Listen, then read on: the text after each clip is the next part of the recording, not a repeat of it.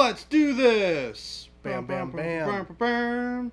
Hey, look, it's the Jabe and Jordan show. Hello. Hi, everyone. It's Thursday, also known as the Before Friday day. For Friday. Not quite Friday. It's like almost Friday, but not quite. Super close. Well, we've got some, nice, delightful things in store for you guys. Yeah, what are you working on today? I'm going to be working on Abadabadabadon, my sweet custom made figure for Abadabadabadon. And then I'm going to work on the tank. Nice. Nice. I'm going to get all the silver and stuff done. I know I gotta get La tank. I have to get an army done before next Wednesday. What? Not a whole army. Well, kind of. It's a whole army, but it's all big dudes. Oh, okay. Oh, is it that army? Yeah. Gabe's got to paint an army. I have to paint an army for a video.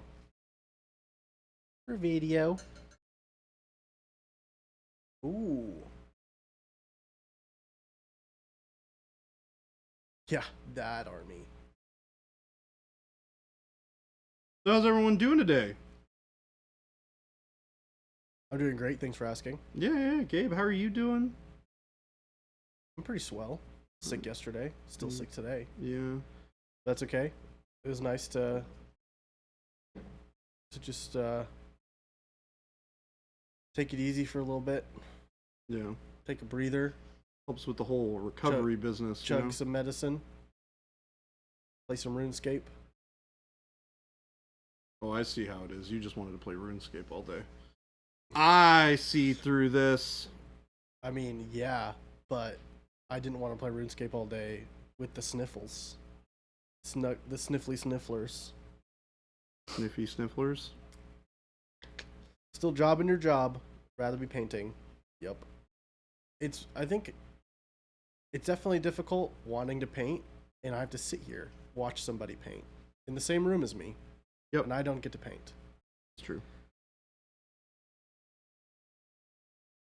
So, dang, T. Schmidt, 54 months? 54 months? That's like pretty long, dude. Heck yeah. Holy moly old, yeah. Heretics. Yeah, Gabe's not allowed to paint. His painting privileges have been revoked. It's true. Well, huzzah, huzzah. I'll just throw back my legs and pollute my britches with delight. I love how late that is. It's so delayed. It is really delayed. I don't know why it's delayed, but it's delayed. Slap a go bag at production desk? Yes, I agree. Except for the point of production desk is to watch chat, and if I'm painting, I might as well just go stand in the painting spot, right? Yeah, I mean, even when you were like going through the cards the other day, it was hard. Yeah. Yeah. Because it's hard for me to look at chat. Yeah, it's hard because to I'm sitting do here both. painting. Yep. So that's part of the reason that we have the booth over there, is so that I can continue focusing on all the painting stuff that I'm doing. JG, thank you for the Prime sub. Prime sub. Yeah, Prime sub. Blackwash is amazing. It is fantastic. Our Blackwash is really good. I go through it like crazy. So we're doing a little bit of we're kind of doing our like quick wish.com non-metallic gold or silver on this tank. So I'm kind of outlining all of the areas that are going to be that kind of steel color. We're basically copying what color are you what we did with? On the back for this thing. Well, this is not me. This is Jason's, but ooh, you can see what it looks like, right? It's all that kind of silvery metallic. So we're doing that. It's the same one that I did on this guy as well. Nice. So we're going to replicate all of that on this guy. What color are you starting with? What are you basing with? So we're starting with dark, I believe it's neutral gray. Yeah, dark neutral gray. Paint Liquor, thank you for the sub. 17 months. Paint Oh, Liquor, dang it, forgot to unsub. What are you talking about? Well, huzzah, huzzah. I'll just throw back my legs and pollute my britches with delight. That one was a lot better. That one timed up a little bit better. It's funny. Classic.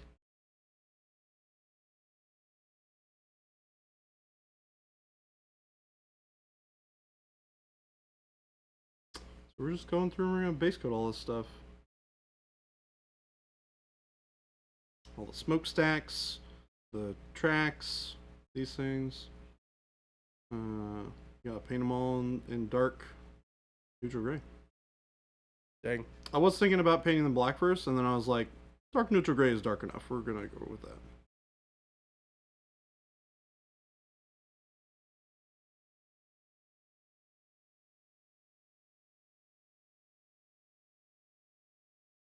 So we're just blasting through this. I like it. What brush are you using? What do you slapping paint with? This is a size 4. Ooh. The size 4. What's your go-to size brush?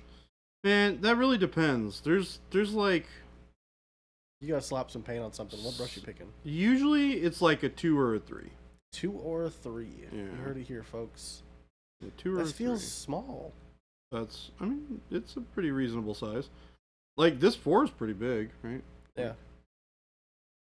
Maybe I'm just painting big stuff. I'm painting up those ogre.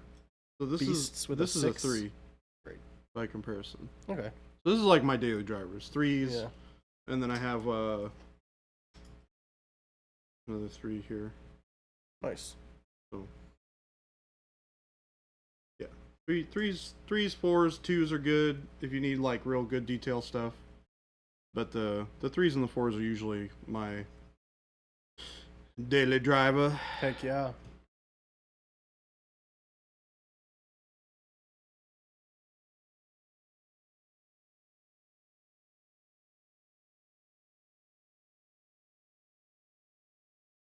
New Twitch emote. I like it.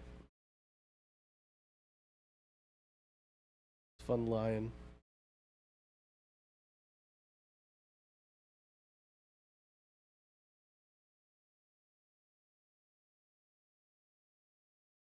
The one thing I hate about doing smokestacks is getting all the little nooks and crannies, Yeah, the all the little little circles, holes. Yeah, little holes. it's a little on the annoying side. You know they made a movie about that. Holes? Yeah.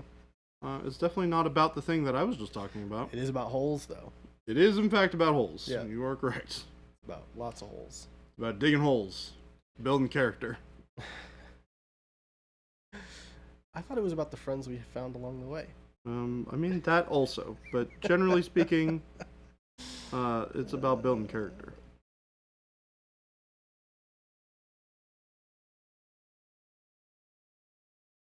Yup. Oh, Samuel L. Nats, dude. Got a call from the FBI today. Wrong number. That'd be such a weird wrong number to get. Yeah. Can you imagine? It'd be very odd. I'd be very interested to hear what they like, how they started the conversation. We'd like you to come down to the thing to ask a few questions. That is still not proof that you can eat paint, though. We'll need something better than that.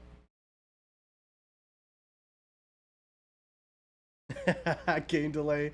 Heard you say the thing I hate about doing smokestacks, and their brain went to, cool, concern for the environment. But no, you were talking about painting. I mean, smokestacks. Yeah. I mean, I think we can all agree that, like, generally speaking, we care about like the environment not sucking, right? Yeah. That seems like a fair statement to make. So don't just like judge, right? We can talk about smokestacks in more context than, benefits for society. We can talk about how they suck to paint. Paint Linker, did you stop them after they said this is Special Agent? You're like, stop right there. You've got the wrong person. Just hang up. Come back later. I'm the wrong guy. Yeah, I think you've got the wrong number. Like, I'm pretty sure we have the no. I think JG said I watched one of the vids about using water in the brush after cleaning it out to thin out paints. In my experience, the synthetic brushes retain less water than the sable. Do you guys take that into account? I've been struggling with glazes.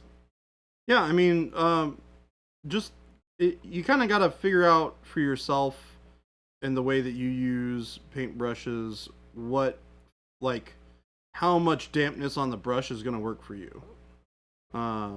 Because it's hard to convey that over like a Twitch stream, right? And a lot of the time we all kind of paint a little differently. So it comes down to kind of your personal preferences and how you like to work with the brush and things like that. It also has a lot to do with like the environment that you're going to be painting in. More humid or less humid environments will cater to a different type of or a different level of water that you would put in the brush. So there's a lot of factors that go on there.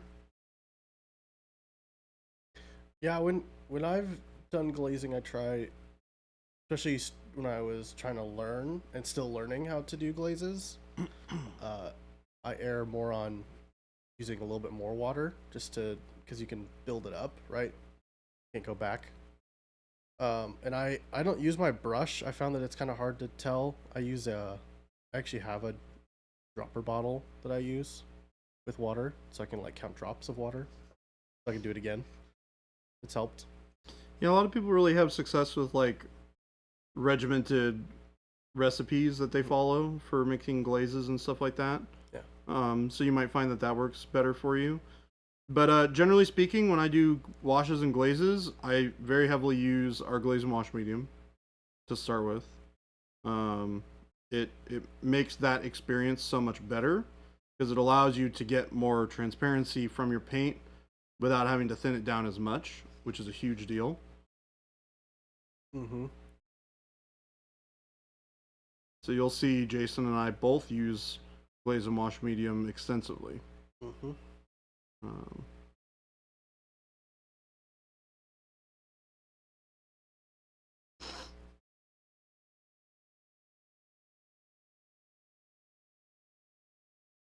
Exactly, game delay. Lives in Utah, went to Wisconsin for a reunion and took paints along. It was like they were painting in a shower. All my habits for the amount of water were completely wrong. Yeah, just the environment you're in changes a lot.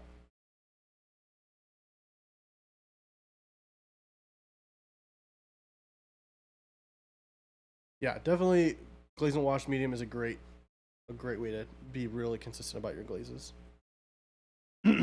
Yeah, glaze and wash medium is awesome. It will really take your glazes and your washes to the next level. Thank you for the follow, Cat Vomit. Cat vomit. Yeah, blah. Awesome. Cat vomit. Blah. Yeah, well, right now it's just Baby Jabe only. It's the Baby J. Baby Jabe stream. Baby It's our Jabe. names combined. Ooh, Baby Jabe. I like it. Yeah. The inmates running the asylum once again. Yes. We've taken over. For a little bit until they get out of... Are they both in a meeting right now? I think so. Oh, okay. That explains. So it's weird that, like, both of them are not available. If your glaze and wash medium tastes like donut glaze, you're using donut glaze. So, I wouldn't continue to paint with it. With our powers combined, you are one J. We are one J. Just one big J. Take down the monument sign, just put a big J. I mean, we work very closely together. You could say we are one of a pair.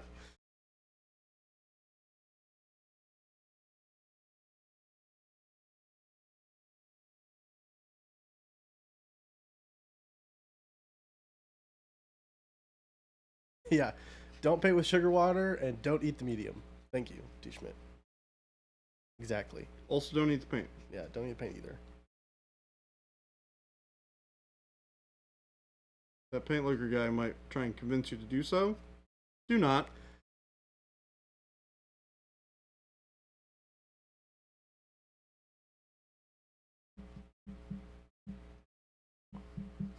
Brown noses the lot of you.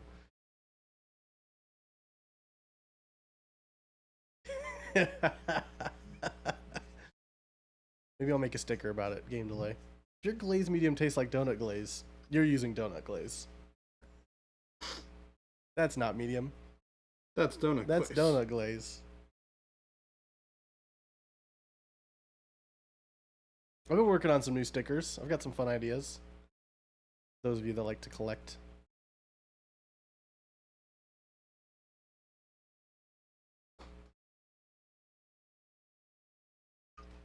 Whew. Man. That was a big old yawn. That was a big yawn that turned into a sneeze? It was me trying not to sneeze. Okay. Yeah. That was wild. It was a roller coaster of emotion. Look, I'm just saying you take 2 days Yeah. off of taking allergy medicine Yep. and the world goes to crap. It was pretty windy the other day too, so Yeah. It's Wad, warm brown noses, the lot of you. it's rough around That's funny. been a rough couple of days on the allergy front. That's for sure. It gets better. It's gonna be this time of year, and then like March, I didn't notice any problems in March. late February, March. Well, maybe it's just maybe the blooming doesn't screw with your nose. I don't know. It screws with mine. I mean, maybe I noticed something, but it wasn't nearly as bad as this. Like, this is noticeably. Lawdog, if you and your when you order in the little comment section, you write a sweet comment to the fulfillment team and ask them for a sticker, I'm sure they would oblige.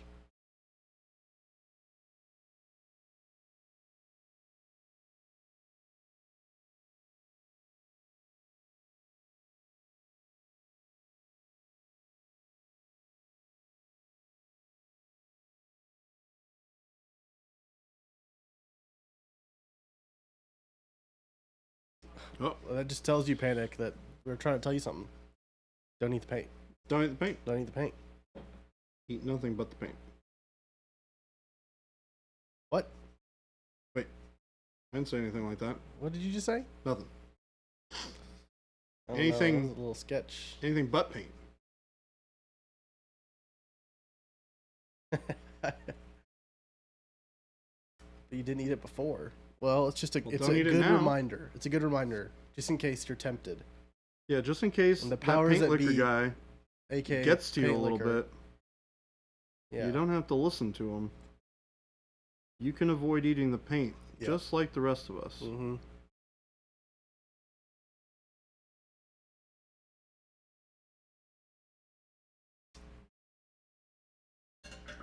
Game Delay said, I typically don't eat, not eat, jeez. My brain is on, We're on eating the paint today? not to eat the paint. I typically don't paint mechs or tanks. Do you standardly do a gradient on the large flat surfaces? Yeah. Yeah, a little bit of one, just to create a little bit of visual interest. Like, you can see here on the front, I've created some shadows and gradients with the airbrush. And on the side, right? Light to dark. Nothing super extreme. Nothing super extreme. Uh-oh. He's here! He caught us. Hi! Hi. He Oh. caught us. Hi. Yeah, we were streaming without you. Yeah. We gave away 1,000 go bags. We don't even have 1,000 go bags.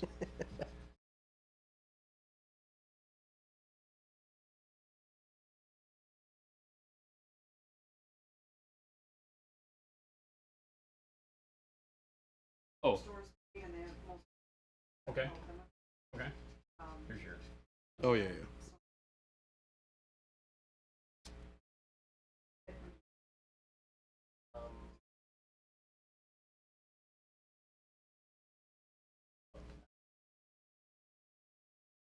Hi, chat. Hello, chat.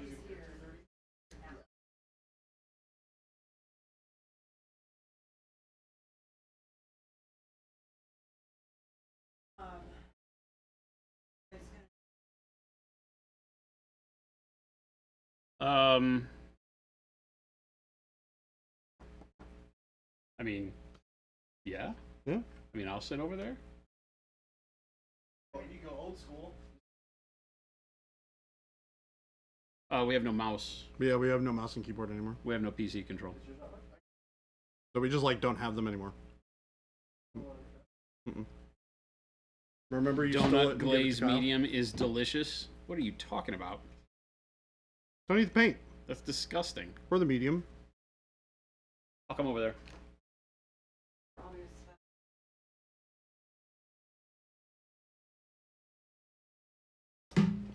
We got the big J in the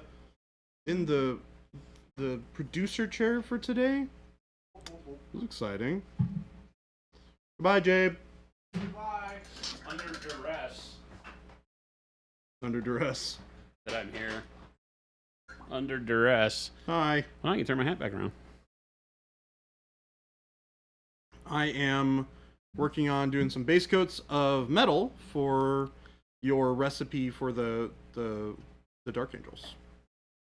This is what I'm currently doing. Oh, the steel. The right? steel, yeah. Yeah, So I'm kind of blocking out the areas, the tracks and stuff, where all the steel's going to be, and we're going to block that in. And paint it Gotcha. up. So that's what we're working on right now. Howdy, chat. Almost done with the How's first everybody doing? layer of I don't know what's going on over here. dark neutral gray. Our black magic switcher is very hot. Uh-oh. It's very hot. I think it's supposed to be, though. So, T. Schmidt, what's going on?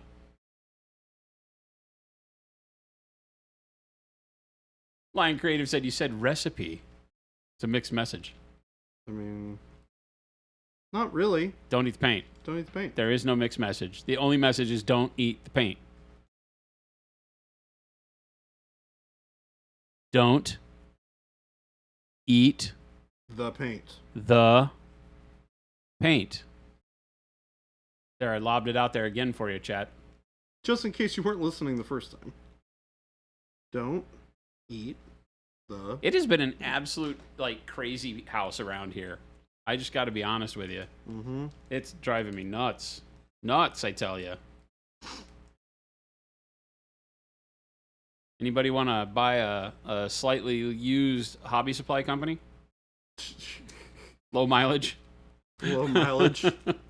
all you have to do is employ all of us, allow us to keep doing what we do already, but handle all the spreadsheets. That's all you got to do. It's all you got to do. Too many spreadsheets over there. We're just in that, like we just closed on the building. That's what kept me out of the stream for the beginning here. Oh, we closed The on notary came and we had to close on the building. So. Oh.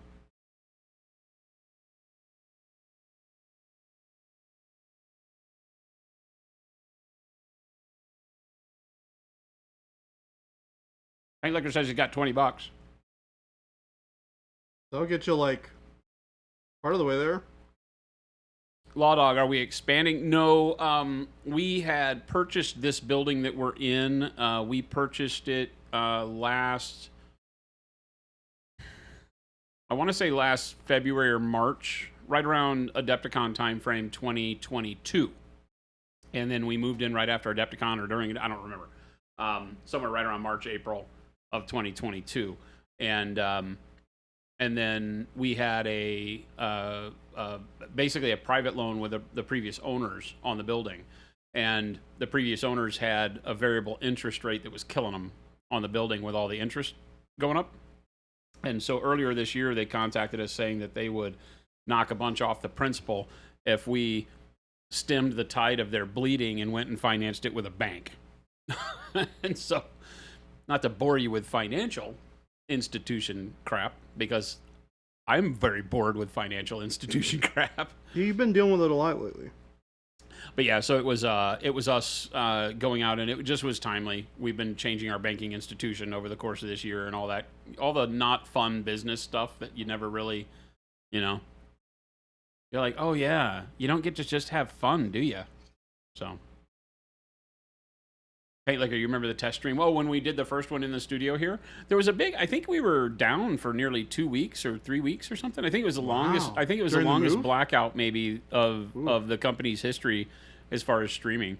It may have only been like a week and a half, but I don't remember. It was quite a while. Moving a studio is a pretty significant. Well, it happened ordeal. around Adepticon too, Oh, and so yeah, a lot that of that doesn't was help. just because we had traveled for Adepticon, and then we got back here, and not everything worked out as quickly as we wanted it to. Christmas sushi is slow. I said it. He's not really, but I'm passing the buck. That's called passing the buck. Passing the Technically, buck. it's called throwing under the bus, but that's Baby J's stick, so I'm going to call it passing the buck. Yep. Chris may be in chat, so He is here. I may have just hurt somebody's feelings. He's here in the building. Yeah, lots of all the I say unfun stuff. It's fun when you sit back and think about the fact that Monument Hobbies, and Slow Fuse Gaming years ago was running out of our living room, and then out of a 750 square foot, I don't even know what you'd call it. We were lucky it had a bathroom. It wasn't an office space. It was like a glorified warehouse space, but it was only 750 square feet. That's Right, so small. 725 square feet when you took the bathroom out of it. That's so small. To now 10,000 square feet of awesome. And now technically today we own it ourselves, so that's good, right? Because whenever you do something like an owner carried finance, it's still them. They still own it because they have the principal mortgage. Yeah. So now all that's Now it's we own it, ours. You which is can't awesome. argue. It will be our name on the bill. Damn it. Yeah, it's like, well, Delegating responsibilities and blame. So if you need to blame somebody, you blame Gabe. That's my story, and I'm sticking to it. Blame Gabe. Or Christmas Sushi. I like those two people. We can blame those two people. Oh, I thought you meant you like them, so don't blame them. No. I like those two people as a point of blame. Oh, I like that too. Yeah. I feel like they're good scapegoats. Yeah. 100%. Bus tossing material. They should not have left us here alone. No. Like this is maybe a mistake for all involved. Except for myself and Baby J, because we are the heroes, not that you deserve, but that you got. We are the heroes. Period. I'll let you sing today if you can come up with something witty about being a hero right now. I take the cuffs off. You can you can sing, you can dance, you can do the whole deal right now. You have until I decide you don't have the ability to do it anymore. That song popped into my head. The problem is I'm not familiar with the lyrics to it. It's like from the 70s or 80s. Like, I wanna be a hero. Oh, that's like I need a hero. Yeah, that one. Yeah. I just don't know the lyrics to it. Yeah. I think that was from a movie that was kind of like a weird 50s rock and roll punk rock Yes. kind of a thing. It was in the advanced trailers for watching Top Gun. Oh, I wow. believe, is where I saw it. D. Schmidt says no singing, no dancing. No. T. Schmidt, you are not allowed to say that. Nightmare Trimmy, I love your paint so much, and I enjoy watching you guys paint. Why, thank you, Nightmare Why, Trimmy. thank you. We And welcome. like having you here. As a first-time chatter, we love having you here. Was I would that normally first also time be chatter? painting, but we got abandoned We by our did. production staff. Yeah. So now I'm here. Holding out for a hero. Oh, it is. It's Bonnie Tyler. That's right. Yeah. Did I get the era right? It's like 70s, 80s, right? Oh, yeah, something like that. Yeah. I don't know. 90s. I don't know. Long time ago. In the before times. In the before times. Game Delay says, what color was your base coat on the tank? On the tank? Red. So Just a guess. So I have some pre-mixed colors that I use for So it's not red? this army. These are the two pre-mixed colors. He's ignoring me. Yeah, I know. I ignored you. Oh, it's from so there's- Footloose? so base Seriously? coat and highlight. And the base coat is... Technically, it's three colors, but it's really easy to mix. It is black-green plus jade in a 50-50 mix. And then you add warm gray to get it to the right kind of desaturated value that you're looking for. That's very complicated. I mean, it's pretty... As far as a three-color mix is concerned, that's pretty good. It's very complicated. 50-50 mix of two colors, and you add to whatever you like. That's very complicated. I vote for no more than two colors. How do I make this color? I vote I With vote for two no more colors. than. I turn my volume down because I realize I have the loudest voice in the studio, and the production mic is the one that's turned up the most. Yeah. Because generally it's Jen sitting over here, and Jen has the quietest voice in the studio. Yep. I just noticed I was peaking very high, and I'm like, oh, I might ought that's to why. save people their ears real quick. So it's really funny when you. So I'm working on the next layer of highlight here, and the next layer of highlight is dark warm gray, and it's really interesting to see how good of a step up the dark warm gray is from dark neutral gray. So you can see the dark warm gray on the top here, and then the dark neutral gray underneath. Works as a nice subtle change in And the Nightmare color. Trimmy, thank you so much for the follow. And we, by the way, I just need to pop in here and say that Nightmare Trimmy, you're hired. By the way, he says I even watch your YouTube channel while working out in the morning as well. You guys are awesome. Oh dang! So he has not experienced. You're awesome. He has not experienced any of the things that chat will tell him are bad about us yet. Yep. So Keep on. Nightmare Trimmy, don't listen to chat. I'm just gonna Yeah. throw that out there. Don't let the illusion that you've created of us slip away. Hold on to it with both hands. Man, Nightmare I feel, Trimmy said my dog seems to think I have the loudest voice. My dog kind of doesn't listen all the time. I think she is kind of the ruler of the house. So she only listens when it's going to get her snacks or something. That's not true.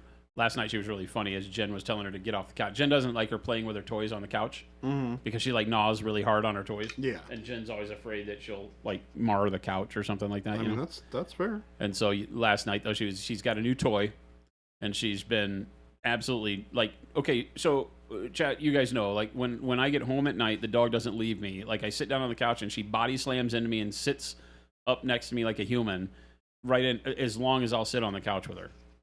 She'll jump down if we have food and I eat on the couch. She'll jump down because she knows that she's not allowed on the couch while I eat. But other than that, she's right, like pounded right into me and just like face in my face, licking me. Can't get enough dad. Okay, so for the last 2 nights, she has hung out with me for about 5 or 10 minutes, gotten some belly rubs, and then gone and grabbed this toy and sat on the carpet and eaten this toy. Just played with this toy. And that never happens, right? Never happens. So she's like wiggle butt, wagging her tail, playing with this toy all night long. And so last night she got tired of being on the floor, so she picks it up in her mouth and goes and spits it out on the couch and jumps up there and then goes to start chewing it on the couch. And I'm all, talking to her about how cute she is and, garnishing her with love. And Jen's over there scowling at her, like, what have I told you? You do not play with your toys on the couch. And I'll be damned if she didn't get down off the couch and then grab the toy off the couch and then lay back down on the floor and eat her toy again. So every now and then she listens. I think she listens to Mom more than she listens to me, though. So whatever. I mean, you do seem to give her the you're the cute dog puppy. She can get away with Child. murder with me. It's just the truth. If she were to drag like my best friend in the world's body into the backyard, I'd be like, at least you're cute. I'll help you bury it. I'll help you bury it. Chat is the opposite of collective responsibility. More collective irresponsibility. Yes. Yeah, very, very good. Yeah, chat's not very well known for its responsibility. And lion, what is that? A silly lion. It's like a stuffed lion. It even has like a zipper. That's awesome. Well, Tom says, sometimes I put on old streams as my fall asleep noise at night. You are a glutton for punishment, sir. Wow. That's special. Sir Tom. Sir Tom. Paint Liquor says, I would do that, but I'd probably wake up every time I hear Paint Liquor. Yep. We do say your name a lot. But it's mostly to convince you to not eat paint. So. Nightmare. Our dog is very, well, she's very quiet. When we first got her, we thought she was mute. because she never made a noise. And then she finally barked, and it was kind of like a forced bark. It was like, oh, like it didn't really have, it wasn't a bay. It was just kind of like, we felt like maybe she was in an environment before. She's a rescue. And maybe she was in an environment where she got, like, you know, angry owners if she barked, you know?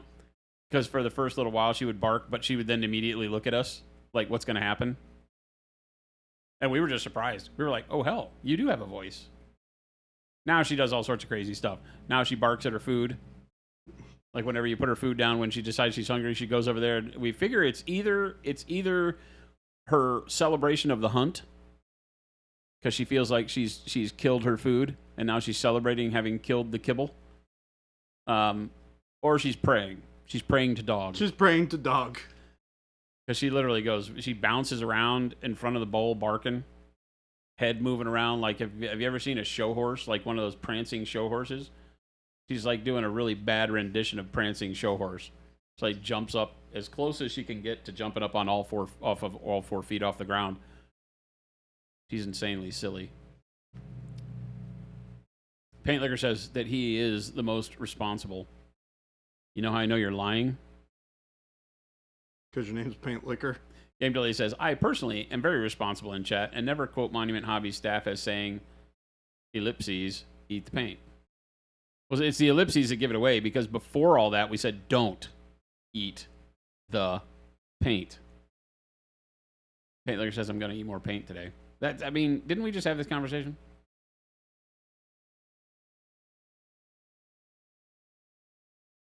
This Paint Liquor person, we got to do something about him. You people.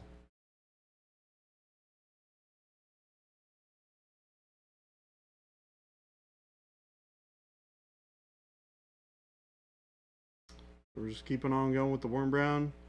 Not being super finicky with how I apply it. Just getting it all in there. That's warm gray, by the way. Thank you. I realized it right after you said it. It's warm gray, by the way. It's dark warm gray.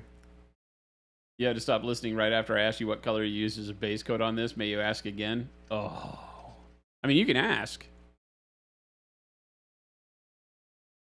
But then you might have to get the ugly eyes from Jordan. What? I mean, I'll answer it again. Jordan's way too nice. I mean, wait until I respond first. Oh. Yeah. Don't give me too much credit. What's the answer? 12. The color was definitely 12. Yeah. Or, you know what? Here, I'll give you a more accurate answer. It's 50-50. Nightmares, right? 42. 057 and 021. Dude, that is so perfect. With a little bit of 074 to adjust desaturation and value to your liking. From now on, it's all numeric paint code speak. Yep. Yeah. We are never again, chat, giving you color names. Yep. You only get numeric speak from now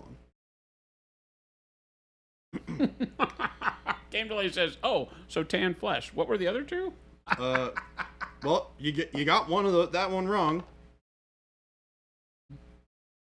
Tan flesh is 24. Tan flesh is in fact 24, which was not a one of the ones that I talked about.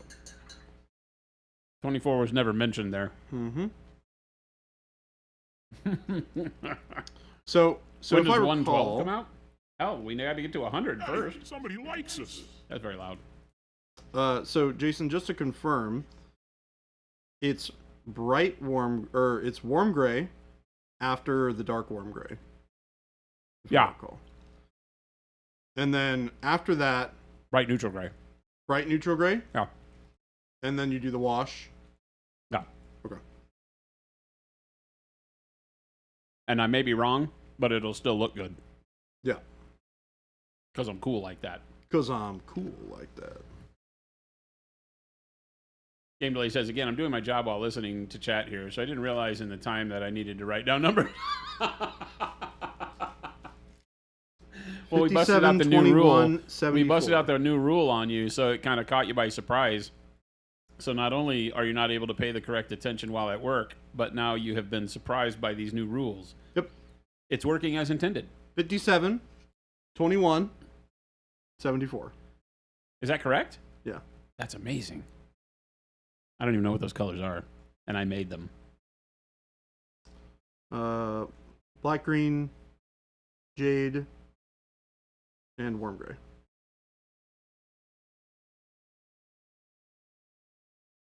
Game Delay's already got it. Like, I don't know what those colors are. I'm going to not do very well at this whole numeric color blending thing. No, you're People not. are going to ask, so what'd you use on that demon skin? I'm just going to make stuff up. We're going to get lots of comments in the Discord about how mine doesn't look anything like yours. It's not my fault you got the numerics wrong. Get good, scrub. That's what I'm going to say. It's going to be my new thing. Get good, scrub. Get good, scrub. Oh my gosh. I'm going to field so many sad people in Discord. Why is Slow Fuse angry at me? Oh, wow. Like, I just got duped. welcome to my life. He Dude, I keeps got on duped deleting twice. my messages in Discord. You deserved it. Maybe I did. I got duped twice. So we have these chewy granola bars, right? Yeah?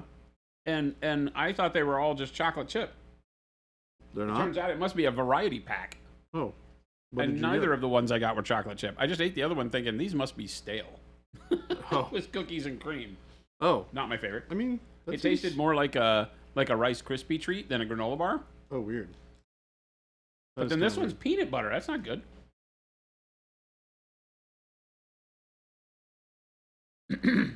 Droid, you finally got a set of Uncle Adam's brushes. Awesome. They're hard to find in stock. They are. They should be coming back into stock very soon here at the site. So keep your eyes peeled. They, along with the synthetic set, the Sam Lens set, should be coming back in stock in the next couple weeks. Granola variety packs are high risk. I had no idea, right? Kind of like you didn't know we were going to start talking about coloring in numbers. I had no idea that box that I just blindly reached my hand into because it said chewy granola bars on the side, and I was like, that sounds good. And I grabbed a couple. I had no idea that it was a variety pack. I should have read the fine print because now I am stuck with a peanut butter granola bar. Doesn't sound horrible.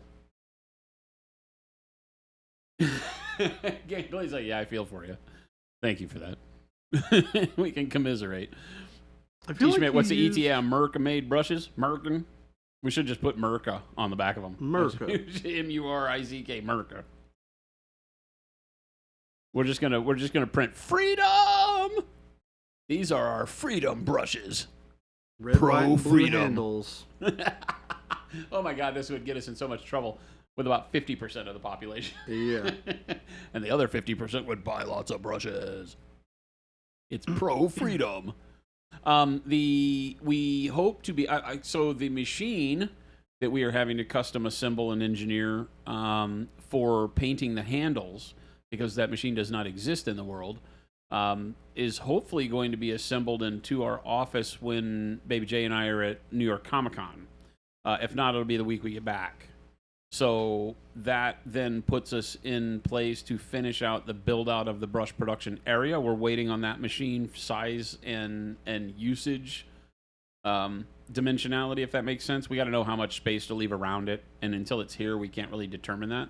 So once that's here and built and up and running, and we understand how it works, then we'll move into building the shelving that we need for storage. We have to have custom shelves that we make that will house all of the wet lacquered handles while they dry, and the ventilation system Carter's working on. So we're in the final throes of getting all that stuff figured out. To better answer your question, I still am on pace for thinking that the first brushes that we are probably comfortable enough with from a QA standpoint would be sometime in January. That tracks. We're going to have to spend a lot of time going through the motions of figuring out what an expectation for quantity made per month or per week is. How that process lines out, where our efficiencies coming from, because obviously our German factory's been doing it for, I don't know, Forever. yeah, And so we're having to relearn, or not relearn, learn for the first time a lot of that work. And so it will be tough, but we're excited about it.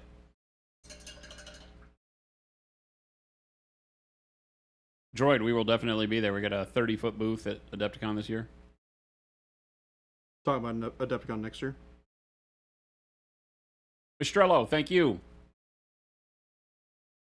Yeah, did you come by at Gen Con when the booth was crazy? There was a bunch of times where we just absolutely got flooded. It was good to see. Yeah, Gen Con was pretty crazy. It was a nice gathering of folks at our booth. Yeah, it's funny because like at Adepticon, our booth was like ransacked. Slammed. Right, we had that line out the door at the beginning of the show that lasted most of the day on Thursday.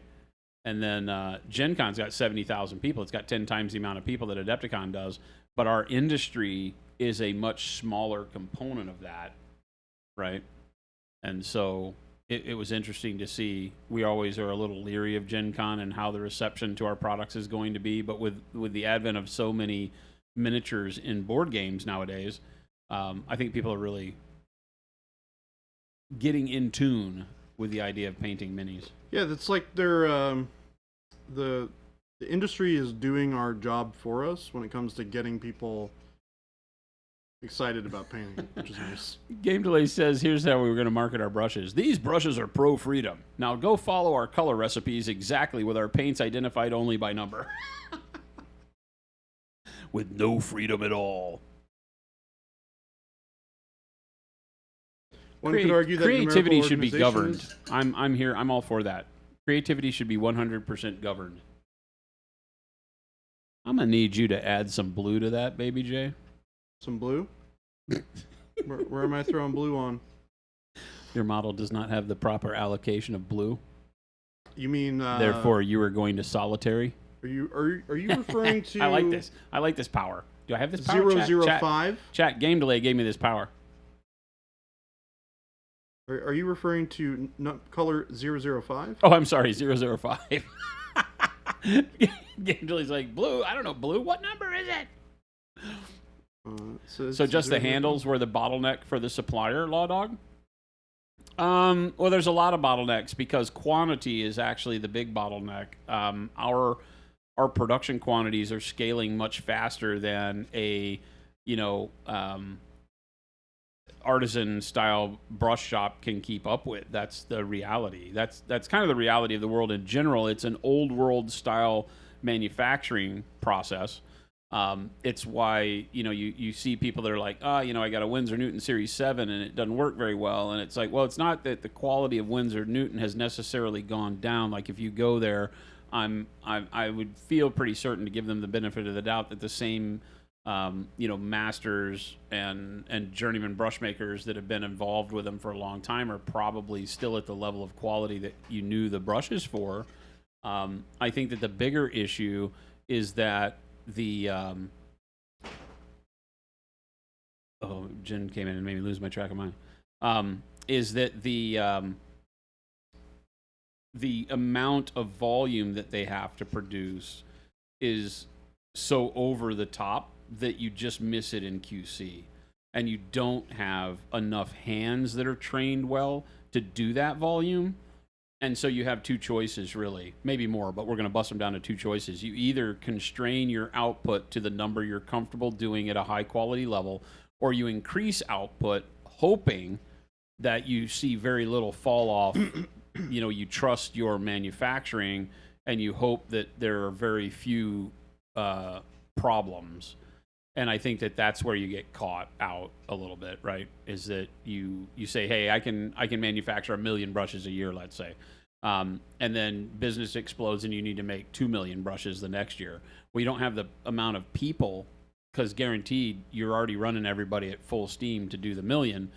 And so to make 2 million, what do? You can't just go hire people to make brushes. That's not how that works. I mean, you can. You'd be China and you get that quality of brush. So I'm fine here if you want to. If they can still use help, I'm just fine.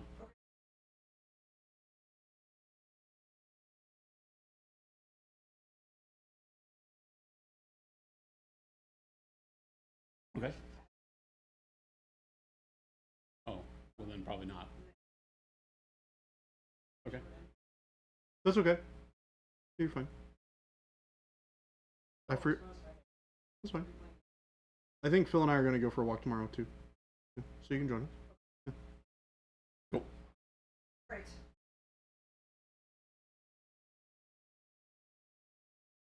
Yeah, I might just do like one lap and call it a day. Jade, what is going on? Actually, governing painting by paint by numbers sounds quite freeing for those that are fully colorblind. How inclusive of you. Hey. You There discovered you go. my goal. Inclusivity is the key. So the only problem with that is that in order to not have raised numbers on the miniatures that interfere with the textures and the quality of the actual model, is that we have to do them in some weird printed ink, and you have to have a special kind of glasses to paint with in order to see the numbers of the color that you're supposed to put on that part of the model. And that precludes about, a huge percentage of the population from being able to paint the models. Because if you wear any kind of magnification, it alters the number by plus or minus 8. And you get the wrong number when you do that. You need a decoder ring. How bad is your vision? Adjust the number you see by, and you go 2.5.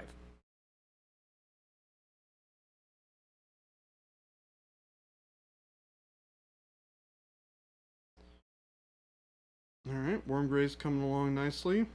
Game Delay says you're not using enough of S02. Payne's Gray is great. You like how I just called that out without having to look? That's pretty good. It is actually Payne's Gray too. He said respect, baby J. Because I think SO1 is Dark Jade. Yeah.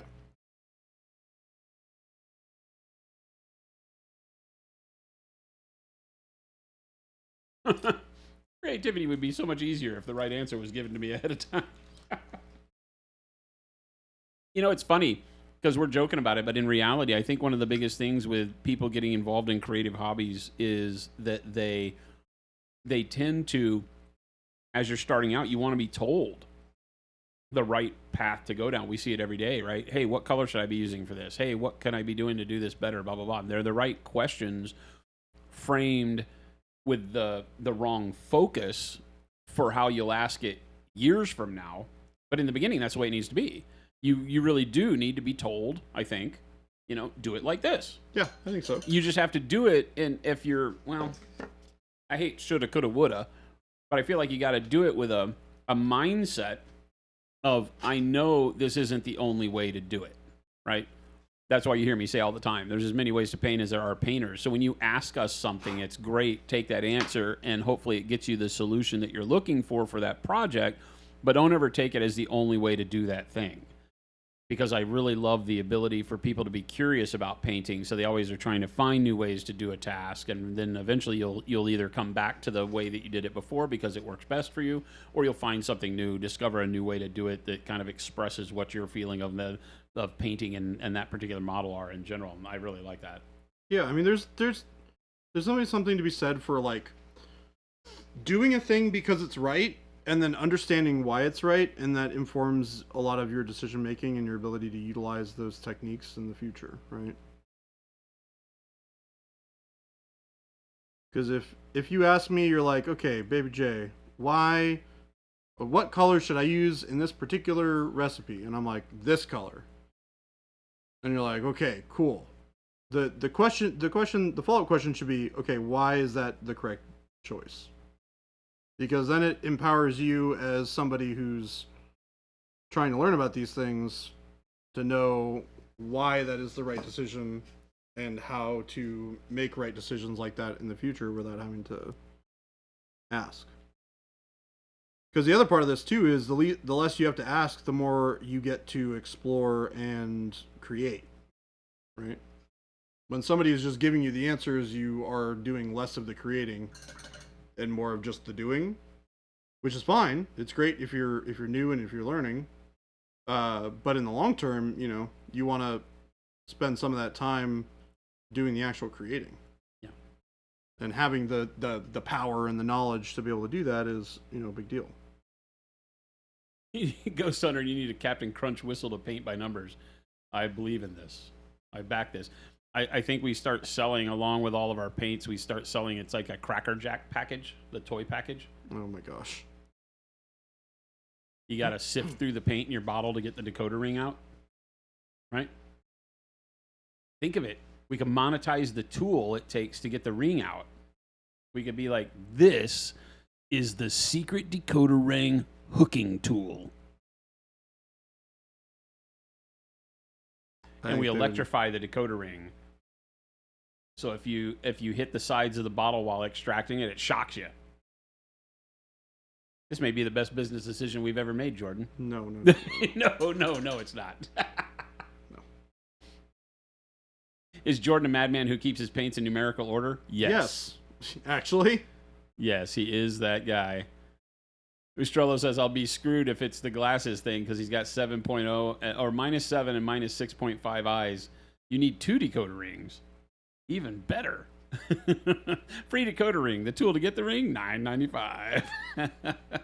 A Pro Acryl kazoo. Now this interests me.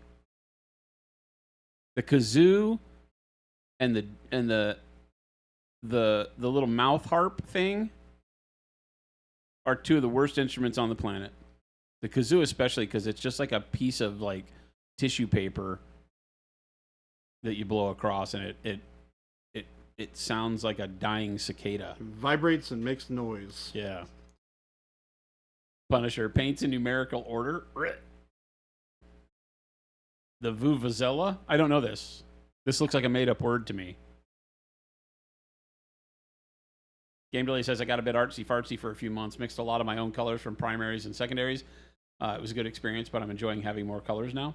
It's a great journey, right? It's a great learning experience to get to understand how colors mix together in their base level. Like, you know, what if I take yellow and magenta to get red? It teaches you a lot about how warm colors interact, right? You take your greens and blues and mix them. You take your yellows and blues to get the greens and then mix that back in. And playing around in that world to find those colors that are very strange that don't really exist on the color wheel, like all of your browns, right? A lot of people ask, like, how do I mix a good brown? It's like, well, they're really just shaded oranges and yellows at the end of the day. They exist in that family, but when you look at the color wheel, it doesn't represent them very well, so it doesn't lead you down a path of being able to just kind of get it.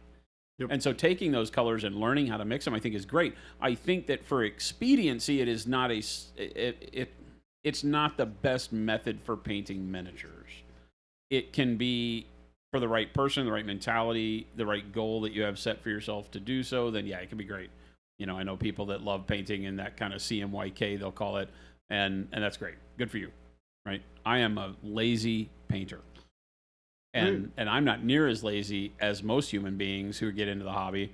You know, there's still a lot of me that will mix colors, you know?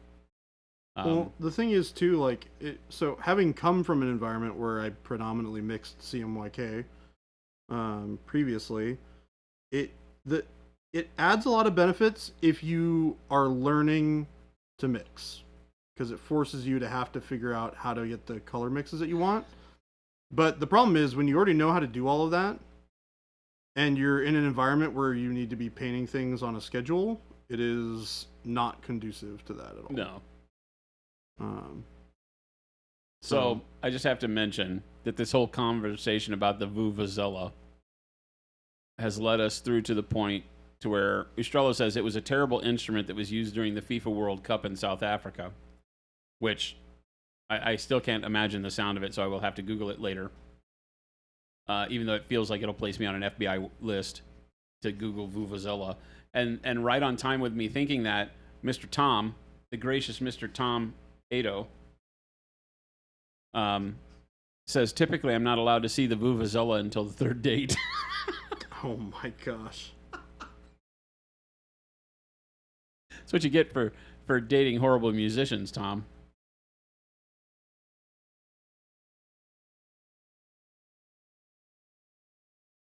Jen says, you don't know the Vuvuzela? It was terrible. Terrible. Jen made a misspelling live in chat. I need somebody to screenshot that for us, please.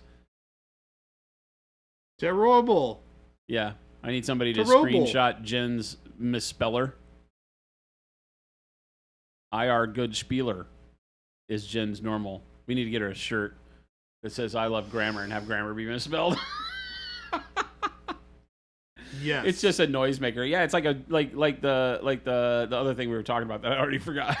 The kazoo. It literally sounds like an animal is dying.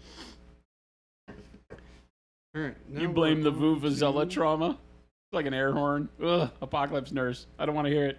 I don't want to hear it. Warm gray, bright neutral gray. Guilty. What's going on?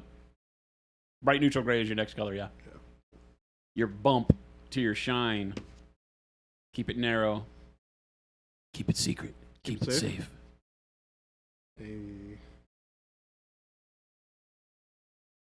This is basically just for doing edge highlights with. Gosu says, yo, hobby. Actually, he says, yo. Well, it's not in caps, so it's like, yo, hobby homies. That's what he just said. How's it going? Funny story. I was at the FLGS. He did not capitalize the leading word of his new sentence. Funny story. I was at an FLGS today, which he did capitalize his acronym today, and somehow long pork was brought up. Let me say, 2 times in 24 hours, I hear long pork from painting people. This is why I love this community. As you should, Gosu. As you should. Oh, that's so good. We're not weird at all, I Caps promise. are a sin. Caps belong right next to that damn comma. Oxford, comma? The Oxford comma. That's where I put your caps. You read the word just fine. You didn't need to know. The punctuation took care of the fact that you take a breath right there. You don't need it capitalized. Silly humans. I think if we're going to have Oxford commas exist, we need to call them Oxford commas. Just Dave, what up? Will you all be at SMC next weekend? No. Nope. Nope. We will, however, be at New York Comic Con. Jordan and I will be painting our heinies off at New York Comic Con in the gaming zone at the Paint and Take Arena, sponsored by Thunderhead Studios out there. We are, sponsored by us and Thunderhead Studios. We are sponsoring the Paint and Take, first ever Paint and Take at New York Comic Con, by the way. I didn't know it was the first I think ever. New York Comic Con has like at least 4 billion people that go. Yep, pretty much. Oh, I did figure out where we're located, by the way. Good. It is not in the showroom. Good. Yeah, it's out in the long hours portion. I'm pretty sure. Yeah, it is. It is below the showroom, in fact. In the game area. Game delay, you're going to give Jen a hiatal hernia.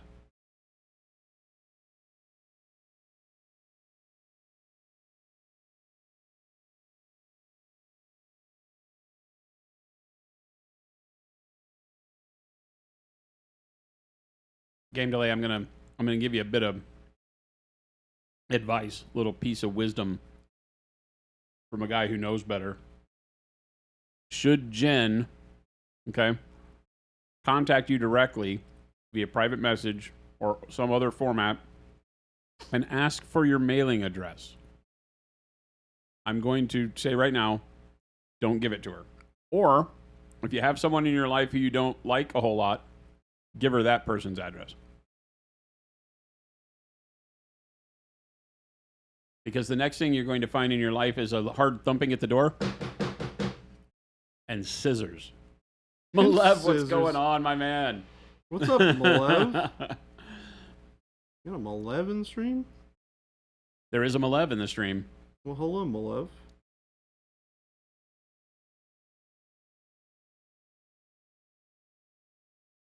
How do you do, Malev? You're currently resisting picking up heresy stuff? Why would you do such a thing? It's awesome. You should pick it up. Why would you do such a thing?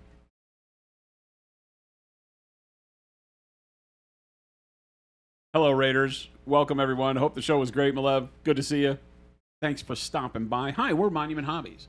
It says so right over there on the wall. I've got 2 kinds of wet in my pants. Oh, we got 2 kinds of wet? What is the second Dang. kind? Poop. Oh, man.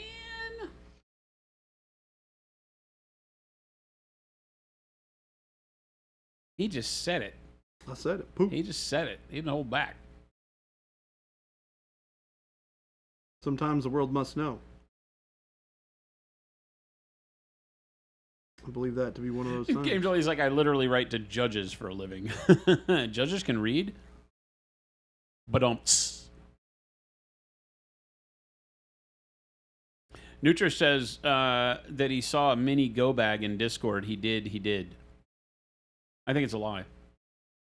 Lying liar who lies? Yeah, I think Nutrimentra it might be one of those lying liars who lies. Oh my God, Apocalypse Nurse says, Heresy models are really cool, but the game sucks. The game is the way 40K should be played. I have to agree to disagree with you on that one. Yep, same. Heresy is such a great game. Stuff dies super fast. It's so good.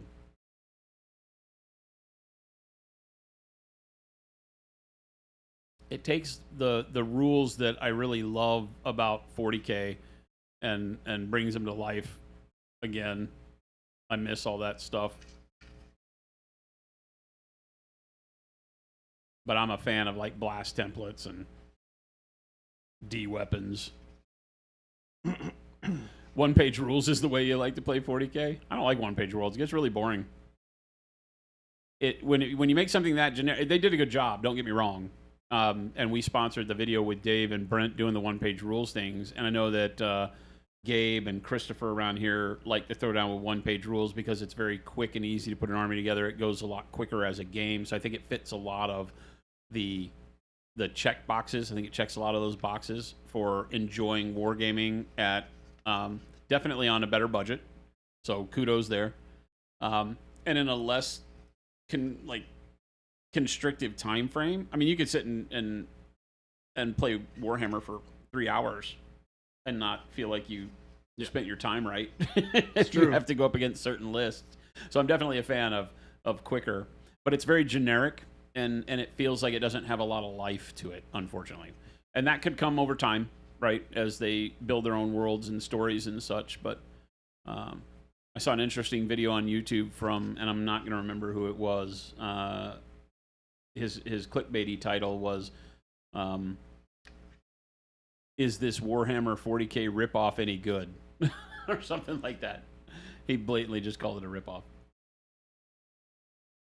Goes to one of the reasons you like Heresy so much is because it's so deep in lore and rules. Yeah, it is Eons of Battle, Estrello. Yeah.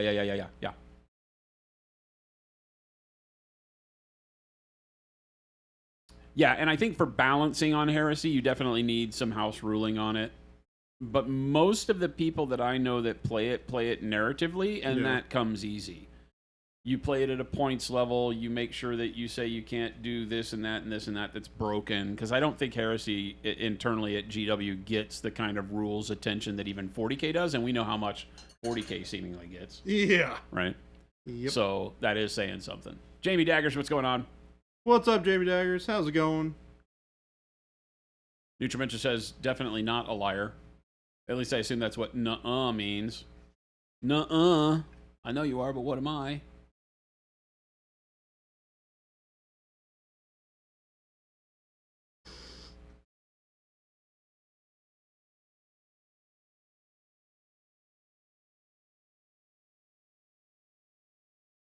Lack of flavor in generic systems like that, they don't spark your imagination, Jay. Yeah, and so, you know, it's a really interesting, as we embark on making our own games, so for those of you who don't know, Monument Hobbies, we've got our own game development studio. Our first game should be launching in Q1 of this next year.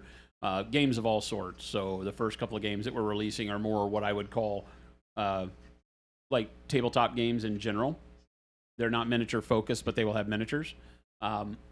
But anyway, as you go through the how to develop a game process in your head, Malev can speak to this. Malev's been doing some amazing little what he calls micro games, the Malev microverse, with these cool, catchy little quick, fast, down and dirty games.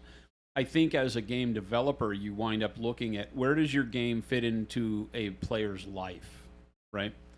And I think you need to. If you just think you make a cool game with cool rules, guess what? Everybody can do that. You need to be thinking further into how does my game relate to a person's lifestyle? Where does my game fit, right? Does my game need all of a Friday night to play, right? So if I'm trying to make the Games Workshop killer, then you're going to start looking at things like 40K and Age of Sigmar, and you're going to think you need to make the game that is like that. And so if you try to go in to take the place of that in somebody's life, is that as easy as you think it is just because you have better rules? And the answer has been proven decade over decade that you are wrong, right? There have been lots of rule sets out there that have far superior rules to 40K, but that take that same slot in your mind and your lifestyle as a gamer that 40K would.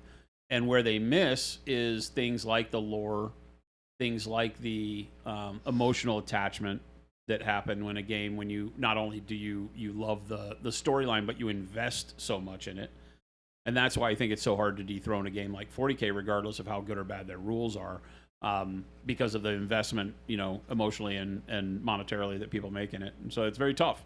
And you got to think about those things as a game developer. It's also the history too, right? Like, I grew up with 40K. Well, it's been around forever. Yeah. So you're not going to make a game tomorrow that's immediately going to have that impact, I don't think, unless you have an IP that's also been around forever and you capture it correctly for somebody. But that's something different, too, that the 40K IP is not one that's been known.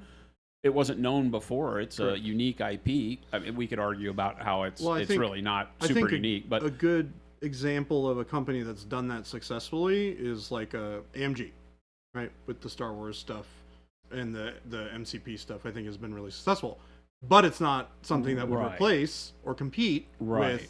They've done a good, where I think those guys have done a really good job, and all the respect goes to them, is that they've kind of made a game where they know where it fits. Yep. It fits in that very quick to play. Yep. Considering, or comparatively speaking, right? It may not be super quick to play MCP every time you sit down to play it, but comparatively, you're not going to have to spend 3 hours playing a game. You can go to an MCP tournament, get all of your rounds in, figure out who the winner is, and still have time for your day, almost, right?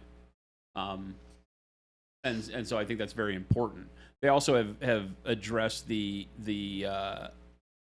different aspect of the gaming community, because it kind of affects you the same way that X-Wing did. X-Wing very quickly became one of the biggest selling miniature games in the history of miniature games, from a company in Fantasy Flight that didn't really have miniature games necessarily.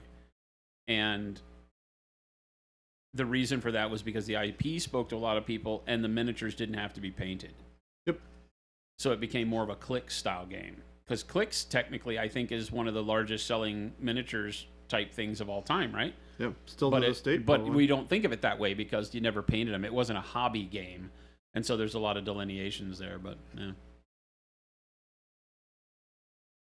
Apocalypse says, what? A Monument Hobbies game? Take my money. Yeah, so we've licensed, the first game that we've licensed from a local buddy of ours. He is a video game designer. He works with, I think his game is distributed through Annapurna that he's working on right now. And that game comes out later next year, or I think summertime next year. But he's a great dude. He's been a friend of mine for years. We played War Machine together a lot here locally. And in his spare time, because I guess he doesn't like to sleep, he makes other game ideas, and whether or not they ever turn into anything, he just makes cool game ideas. And so a couple of years ago, he started developing a tabletop game that he really wanted to do, and he basically made the whole damn thing. Like, when he delivered it to me, he handed me a box with graphic art and all the insert stuff and all the punch outs and all the cards and the whole nine. He just handed it to me, like, here. Like, you could have gone and bought that off the shelf at Target. It was that good. Obviously, it was demo sample quality on the cards and stuff, but he brought it in and it blew me away. It was a great game. We have a lot of fun playing it. It's very quick and repeatable, so we know what it wants to be. It wants to be something you get together with friends and you play. When there's a brief amount of time to do it, or you don't really want to put a lot of brain power into list building or anything like that. Just grab some stuff, play the game, and it's awesome. So the randomness of collectible Click stuff is a little bit of a pain in the butt, for sure. But but yeah, so we'll have that first game. Ustrello says, "Oh man, Minical? Who is Minical? Miniac? I know Scott wants to make a game. Any teasers on the theme or the style? Sure. So the game itself is akin to a card battler or a fighting game, really. If you know, like Tekken Tag, those kind of, you pick two fighters, I pick two fighters, and we go in the ring, and you get to fight one-on-one, and then you get to tag in and out as you need. It's like that on the tabletop. So each person selects two of these characters, and you'll put your characters out. We will have miniatures for the characters that don't have to be used. It's not a miniatures focused game, but we will have miniatures in it because that's what we are at our root. And they're going to be really cool sculpts. Actually, Jordan's running all of that right now with the sculptor, and they're turning out looking really, really good. Yeah, I'm really excited about them. So we're going to have some cool stuff to show you hopefully by the end of the year on all that. But yeah, so you'll just pick two characters, you'll put them in the ring, you'll choose one at a time to fight. It's not a ring, it's not like wrestling or boxing, but that's the theme, right? You think in terms of like Mortal Kombat and the areas that you would fight in Mortal Kombat or Tekken or anything like that, and it has that vibe to it. As far as like the thematically how it feels, it's very strange because it has a lot of mythological context to it, from like Middle Eastern, Central South American, Pan Asian, East and Western European kind of stuff in it that are what the characters kind of are. It's not going to be like, hey, I grab the Baba Yaga and play. It's nothing by name that you would necessarily recognize, but it has a lot of cool vibes from different cultural mythology kind of background. It's really bitchin', and it has a really fun art style too. It's not like a grimdark thing. It's very I would say loose comic booky kind of. Yeah. Yeah, it has a really good pretty feel. Accurate. Yeah, yeah, for sure. Without being cartoony, it has a really cool vibe to it. I like it a lot. But yeah, we'll be doing live plays. We've got you guys have never seen it on camera because we don't have the camera rig set up for it yet, but we have a gaming table in the studio here that's just off to my right. And so we'll be doing live plays and walking people through it and showing you all the parts and pieces once we get closer.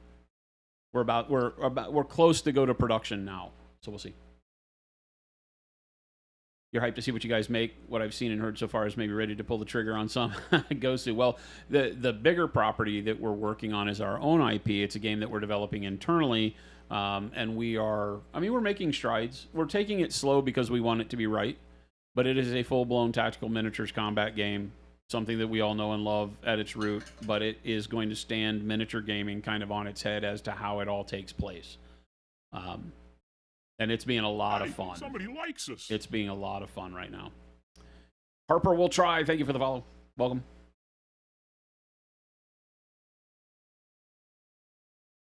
Not wanting to dig up bad feelings for anyone, but you were really looking forward to Rivenstone? Yeah, it's a shame.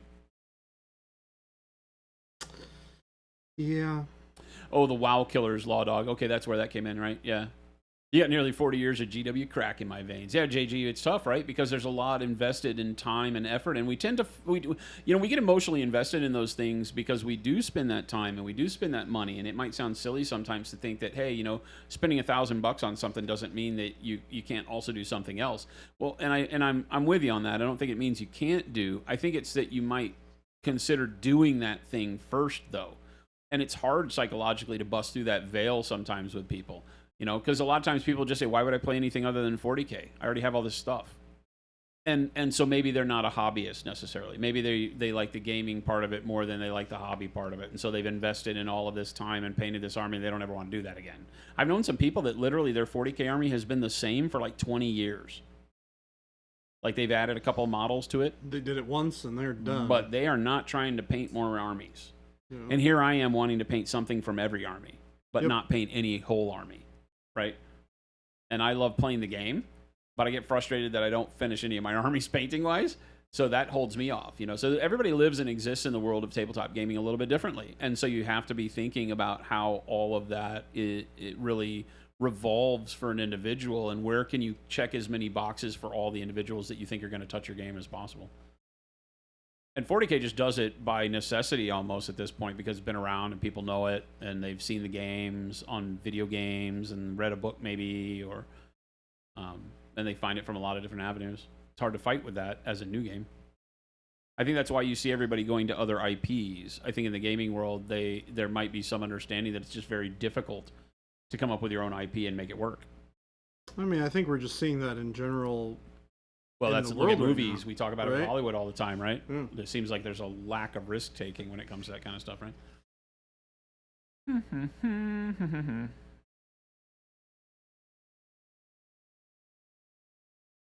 Ghost Hunter, you like the OPR minis? Almost enough to buy a 3D printer. They got some cool stuff. I really like the lizards with guns that Brent was doing, right? It was Space Lizard Men.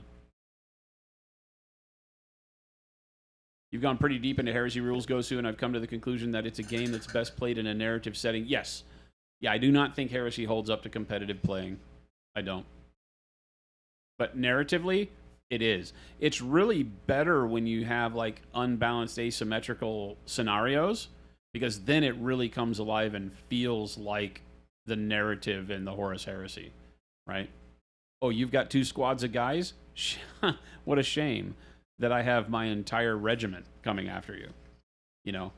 And you do these unbalanced kind of scenarios where you give a little bit of benefit to the small defender or attacker or whatever, and they come through at all odds, and it really feels... But that's why I love Bolt Action, because Bolt Action is very similar.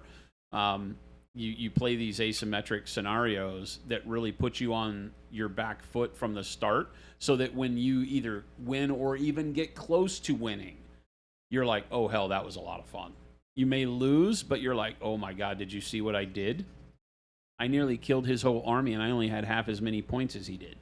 Yeah, you lost, but you put it to him. And it feels good. It makes you involved in the whole thing for the whole time you're playing, and I think that's really the point that, at least me, I'm going for, because I've left the table after playing for 3 hours so many times in my life feeling like I could have done something more fun. Like me and the person across the table could have just gone out to dinner and drinks and just sat around and talked gaming and had a better time than we did gaming. Yep. In some cases. Because the game itself becomes unfun, or it's very unbalanced or whatever, and you wind up, it takes away from the experience. So.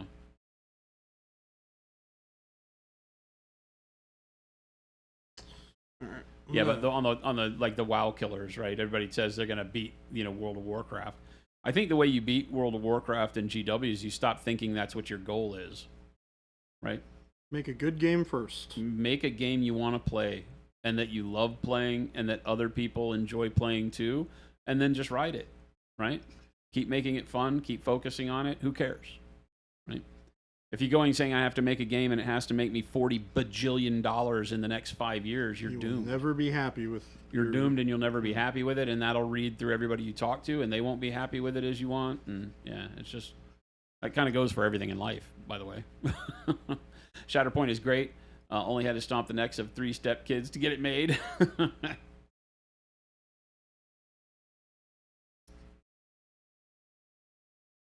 Shatterpoint, I have not given it a go because I don't care about Star Wars, and it has too many tokens and things.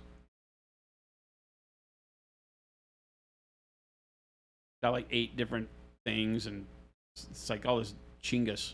I'm like, ah! It makes my blood pressure rise.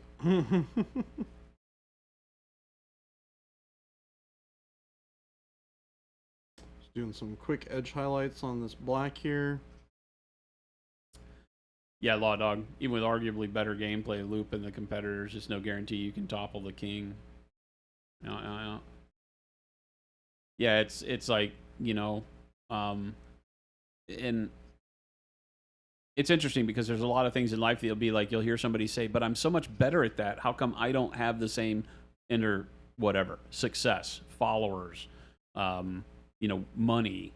You might look at another miniature painter and think, but I'm so much better than that person. Why do they have 8 million followers and I have 2? And you're not quantifying or qualifying that entire statement correctly, right? There's a whole lot of other things that are underneath that you have to take into account before you can really start comparing. It's why we say don't compare yourself to other artists. Well, I think because their journey's been completely different. There's no way to tell what they've done, what their experiences are, what's gotten them to the point that they're at. And that goes for everything. And especially like on the game front, it sounds silly, but that's the case. Like look at everything good and bad that Games Workshop has done. And you don't even have to list them. All you have to know is that they've been doing it for more years than every new startup company will ever do. Right? Everybody's, built trying to catch them. So what's going on, Mo? It's one of those things too, like I think the better question to ask yourself a lot of that time is, what are these people doing that I'm not? What can I be doing that they're doing to see more improvement? Yeah, I meet a lot of people in and around business, and a lot of times they will surprise me because they will spend more time doing exactly that. They'll spend more time trying to figure out how does that person live their life than how did they do that thing, that one particular thing. They're like, what is different about that person's regiment and how they do things? Maybe it's that they wake up at 4 a.m. and exercise first before they go to the office, and you learn about that and you read a book about it and blah, blah, blah. And then you start doing it and you realize that something that didn't even have anything to do with your actual business was the thing holding you back from doing better business, right? Because you just had something else that wasn't clicking. So always interesting to talk to people and figure out what all this stuff was. Apocalypse Nurse says, that sounds really intriguing. Will it be available to get it ordered through your FLGSs? Yes, hopefully. So we're looking at our gaming development and distribution arm a little bit differently than companies you're used to these days because everybody kickstarts. So chances are you will see us run our first Kickstarter with regards to the game in order to treat it like a pre-order, but we will be very honest about it. Right now we're looking to manufacture the game prior to the Kickstarter so that the Kickstarter ends and we'll have X amount that we can fulfill immediately. That's our goal. If Kickstarter will let us, they have some rules in place that may make that not able to be done that way. But that's our goal, is that we will truly use it as a pre-sale. And the only things that wouldn't be available at the end of the Kickstarter would be any kind of cool add-ons that we did that came about during the Kickstarter, things like that. Like I know that initially we're really only planning on having 3 of the sculpts done. There's 9 characters in the base game, and 3 of those will have sculpts for painting and miniatures. Yep. And then the Kickstarter, we'll see if the rest of them get funded. We'll eventually do them, but it would speed up the timeline to do those. And then and some small, little chinga stuff like that. Maybe the game itself comes with a standard like board game style board that folds out, quad style fold out board that you play on. And we might do like a neoprene one, and the neoprene one wouldn't be available at the end of the Kickstarter because it's just things we'll throw out there to see if they interest people, and if they do and we get funded, then we'll do them. So the add-ons might come later, but the game itself, you'd get at the close of the Kickstarter is our goal. We're going to put our money where our mouth is and make the game like we make all of our other products and not ask you to make it for us. And we'll do that. Now, if 10 million people love the concept and they all buy the game, we are not going to make 10 million right out of the gate. So there will be a wave 1, wave 2 kind of production going on with it. But the wave 1 production, our intention is to have all that ready before we even launch the Kickstarter. So you'll see videos and we'll have product, and we will have already had manufactured, retail quality product gone out for review to reviewers on YouTube and things like that. So that's our plan. And it looks like we're on target for that. So. And as long as the stores, to get back to your question, as long as the stores get on board with it and want to try it out, they will be able to buy it as well. Our current distribution avenues will have it. Our distributors will have it. We'll be pushing hard for all of that stuff. Agosi says, random question. I remember you mentioning you were going to make more washes. Any plans on a sepia wash? It would be one of the colors that would come up there. I cannot promise you a timeline on any of that right now. We have so much else going on color-wise. We'll see when that hits. A lot going on around here. Game delay correctly with World of Warcraft and GW. They almost have to break themselves. It's their game to win right now, or to lose, however you want to say that. Yeah. And they really would have to shoot themselves in the foot, I think. And WoW's tried it a bunch of times, and they don't have nearly the player base they used to, so they've already degraded quite a bit. But I think that the MMO genre on its own has degraded tremendously. Yeah. I think that when we look at concurrent players, I'd be surprised if the same amount of players are even playing across all properties as they used to back in the the early 2000s. It's just the newness of it and the cool factor of it have worn off. There's still some neat ones, but I think there's a lot of people that just grew out of it.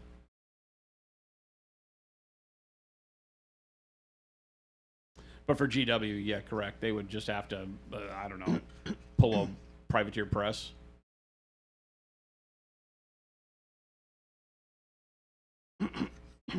Which, we've seen them do, believe it or not, right? They did it with the Old World.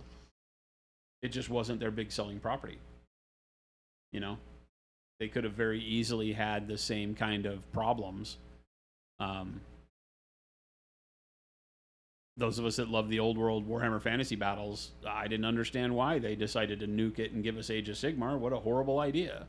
But at the end of the day, it probably was the idea that saved their ability to make a fantasy game.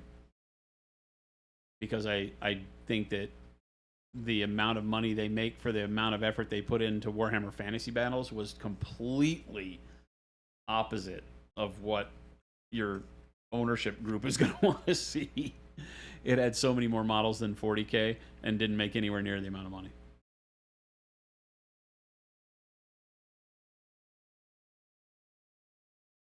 WoD, that's why you like Warcry and other skirmish games. Yeah, I definitely like investing in those games a lot more because number one, you can dabble in a lot more games if they're smaller and more lightweight, for sure, until you find one that you really dig. And then when you get to a point where you find one you like, then you can kind of go hard in the paint and buy multiple warbands and factions and things like that. So I like that, right? In all honesty, I mean, it's fair to say, Jordan, right, that like our game is like that. Yeah. More so than anything. It's meant to be played. It's meant to be played quickly.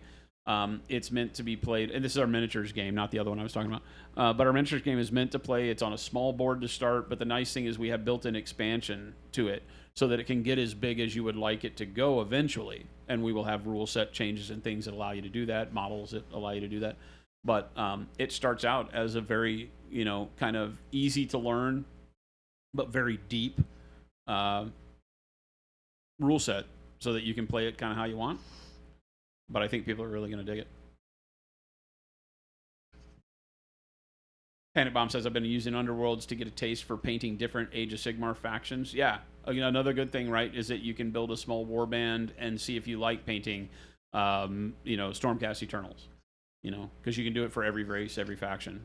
So, again, another really great way. I've always said that having those little intro games, so to speak, those gateway games, is huge, right? Huge.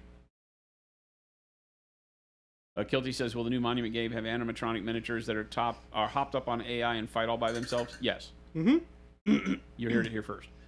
Droid says, I just started in the hobby. I'm starting out in kill team and skirmish games. I can learn how to build, paint, and play in a relatively fast... Exactly, you nailed it, right? It's such... We call them the gateway games. And not in just a tongue-in-cheek way. It's because that's really what they allow people to think. They say, oh my God, that looks so cool, but holy hell, if you see a table of 40K played, you're like, oof, that seems unattainable. Yeah. It looks cool. And then people, if the first thing they tell you is like, oh, if you don't want to jump in the deep end like this, check this out. Here's Kill Team, right? Did you thin down the flesh wash at all? When you Probably. did it? Yeah. Not a ton, but you don't want it full tint. You want it to just be a recess wash and not a filter necessarily. I mean, you might. It gets super rusty looking if you do it that way. That's looking really good, by the way. Thank you. But yeah, Droid, you nailed it. That's the perfect thing, right? Because then you can get in, you can see if you like it. You may not like tabletop war games, but you might really love hobbying. And so that could tell you, oh, well, I don't want to spend all my effort and time and money on one army. I just want to buy the cool models. So I'm going to buy this from here and this from here and that's kind of what I do. I'm like, ooh, it's rule of cool. It's like bright, shiny. I want to paint that. So you paint that. Estrella, I don't have much Warhammer community up by me, so a lot of what you like now is painting and lore. Yeah, I'm right there with you. It's same for me. I love the lore, and I love painting the models. I've got a Sanguinius that needs painting, and so cool. And I looked it up. You looked it up. It's great, right? So cool. It's the best Sanguinius ever made. It's so good. I want to get one. Yeah, it's so good. It only took like 6 weeks to get here. Hey, you know what? This is still worth it. Yeah. And then the lion. But yeah, I love the idea of Horus Heresy a lot more. But obviously, Baby J is going to be playing. Kyle, our general manager, plays. Yep. And that's his only big game, I think. The game delay, when you're playing Final Fantasy during COVID, World of Warcraft made some lore choices that caused a massive influx of new players to Final Fantasy. Oh, yeah, definitely. That was so funny to watch, by the way. Yeah, Final Fantasy just exploded. Yeah. I used to play both. I played WoW for a long time in vanilla. I gave up at Cataclysm. Yeah, I mean, that's where most people did, to be fair. Yeah, I gave up at Cataclysm, which I think was the one that came after Wrath of the Lich King, right? Yes. Yeah. Wrath was really good. Had me more involved than anything because I really didn't like the Blood Elf one. Yep. Well, I mean, the cool thing about Wrath of the Lich King is it was the conclusion to the story. Yeah. Right? Yeah. That's where the story ended. Yep. The original story of the game was Arthas's, like, his experiences through the game. Yep. Was largely what the game was followed. So, you finish that part and you're like, well, where do I go from here? And then they went to Cataclysm and it just kind of fell off. How are the flat busties coming along? Good. I was hoping to have word back this week. I don't know if it's going to happen on the casting. So for the first one, at least, the one that you've seen me do some painting on, and we're in concepting for the next one. Game Delay says, "Give me cool models to paint, and I'll likely get sucked in." The limited number of models is actually a selling point. It certainly can be, right? Our miniature game is based off of warband sizes that can be as low as 4 models, and as big as, I think we're trying to cap it. We've still got some balancing issues there. Initially, it was going to be 12. I think we probably have to balance that. Because our game has a very high value on activations.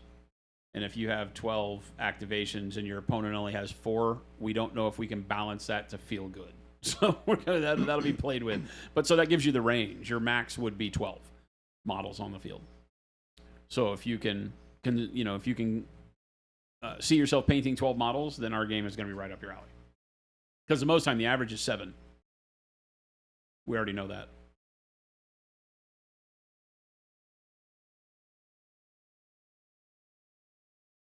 GW has deployed the foot gun multiple times over the years. They're just big enough to weather it. Well, the nice thing is they've always had a broader focus than you might know. Realize that, and we've talked about this a lot, the thing that put Games Workshop into the stratosphere and really saved their company was Lord of the Rings. Yep.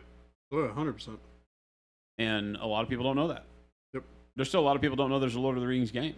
It is one of the best things that they make. Best rule set they've ever made. Yeah. Yeah, it's fantastic. Great game. You want to talk about narrative play that can also be competitive? Lord of the Rings. Lord of the Rings is that. Lord of the Rings. Miniatures? They're okay.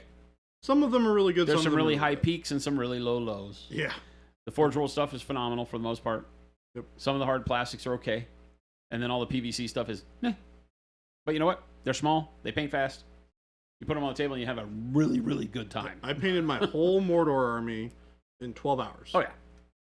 Yeah. I painted my Rohan the same way. We painted my Rohan on stream, and we got most of my Rohan done in like a week of streams. So it's easy. And Chuck says, "I'm kind of surprised nobody's asked if you can eat the minis yet." No. No. Can't do that either. No. Nothing we make is edible.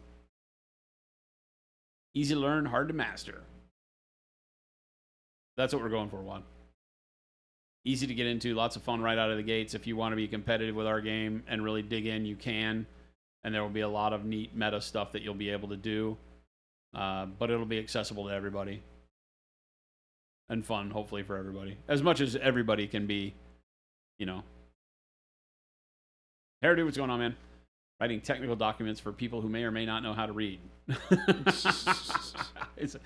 How did that become up in the air?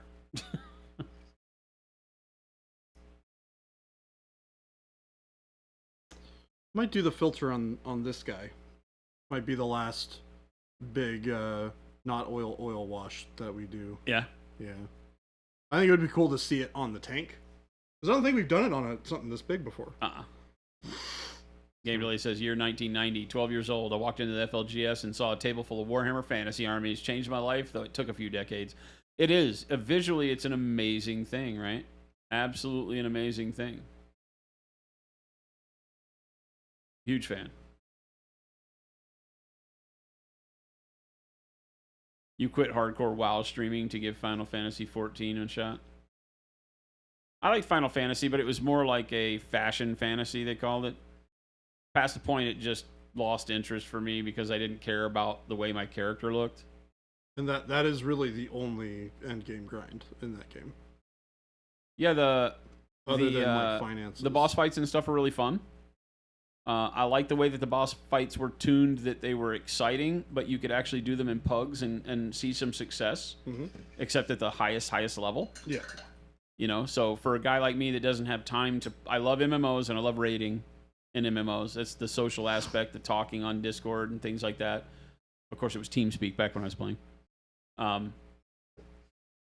But for a guy like me that doesn't have the time to be involved in a guild like that anymore, I don't make the time to be involved in a guild like that anymore.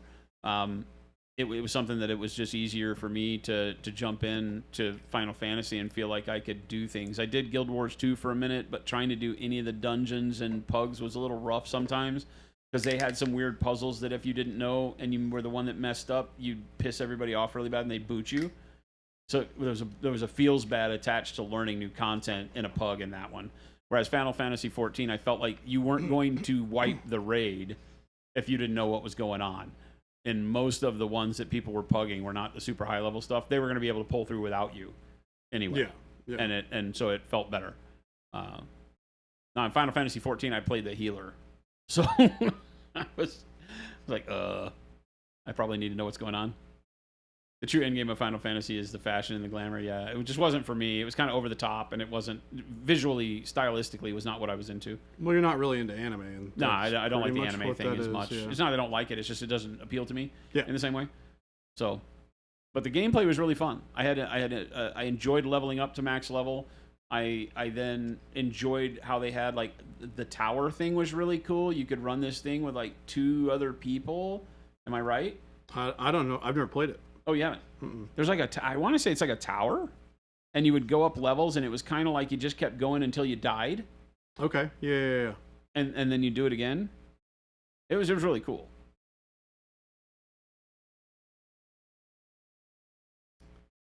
Gosu, you remember that? Yeah, it was a lot of fun. It was just cool mechanics. I really enjoyed it. As a solo player who didn't want to make time to go be in a guild, Final Fantasy 14 ticked a ton of boxes for me, right? The pay-to-play part of it, I found myself not playing enough to justify $15 a month or whatever it was. Yeah. So I stopped paying. That's right. And then I think it went free-to-play shortly after that, but only up to some level cap, or I don't remember. The Titan fights as you leveled up were great. Yeah. Titan fights. Wait. I wonder if that's something newer. Yeah, you'd have to explain it. I don't remember that.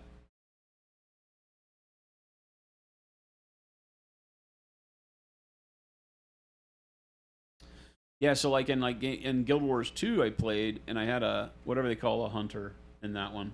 I was one of the plant people. I think in Guild Wars you're like a plant. Yep. Right? So I was a plant person, as a hunter, or whatever they called it, ranger. I like Guild Wars 2 because everybody had a healing move, so that everybody could heal themselves. Yeah. So they didn't have to be. Well, the there weren't standard... really dedicated healers, right? Well, there were certain classes that did it a lot better, but yes, you didn't have to have those roles, so that when you wanted to go to a dungeon or a raid, you didn't have to wait for a tank. Right. You know, everybody could do every role, kind of thing, and I really liked that. I think that the Holy Trinity is fun on its own, but I really did enjoy the fact that that Guild Wars kind of took that thinking out a little bit. So that was a lot of fun. But again, it's very fashion oriented. When I got to like level at the time, I think the max level was 80. I want to say I got to max level in Guild Wars, and the content started slowing down. It was a time where everything was like these world events with some big dragon. Gesundheit. Thank you. Some big dragon. And so you kept having to run around the world to find where the dragon was going to attack and fight it off, and big incursions of things. I don't remember. Some of it was fun, but it was kind of laggy and not as fun as I really wanted it to be. I like dungeons. I like instanced, dungeons, not big, huge community stuff. And I got my suit the way I really wanted it for my plant guy. It was just this all black ninja thing with like burning gloves. And it had a little bit of animated fire on a couple of the pieces. That's cool. But it was all matte black. Oh, nice. Like one of the hardest things in that game is to find the black dye. Yeah. And once I got the black dye and dyed all my stuff black and got the stuff looking right, I was like, okay, this game's kind of over. Because I didn't need anything else. Everybody else was like, oh, I got to get these gloves from this thing. I was like, I kind of have all my stuff. It's my big And problem. unfortunately, all the stuff I liked was like low-level stuff. Except for the stuff with the animations on it was like high-level stuff. But it was like the shoulders and the gloves, I think, and maybe the helmet. And my pants were like level 5, because you would take and you got to take the look of it and transpose it onto higher level gear, right? So you're just using some like janky level 5 pants. Yeah, if I liked the way it looked, I just kept those pants, and then you could mutate your higher level stuff. But through my whole gameplay, it was like my boots and my pants and I forget what else were all low level stuff that I liked the look of, and I just kept moving them up my gear. Is funny. Estrello, yeah, exactly, right? You got it, and then you're like, meh. Primal battles, that's what they were called. Yeah. Okay, now I kind of remember what you're talking about in Final Fantasy.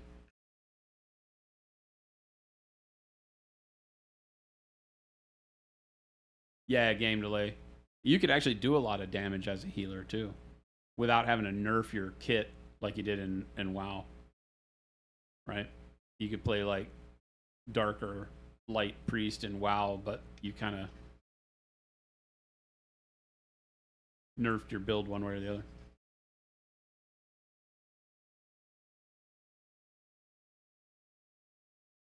WoD, yeah. Zambies is doing Warcry at Dragon. Is it Dragonfall? Yeah. This weekend, actually. Mm-hmm. I was going to go, but I can't. I had to let them know this week that I cannot make it. New York Comic Con is just too crazy.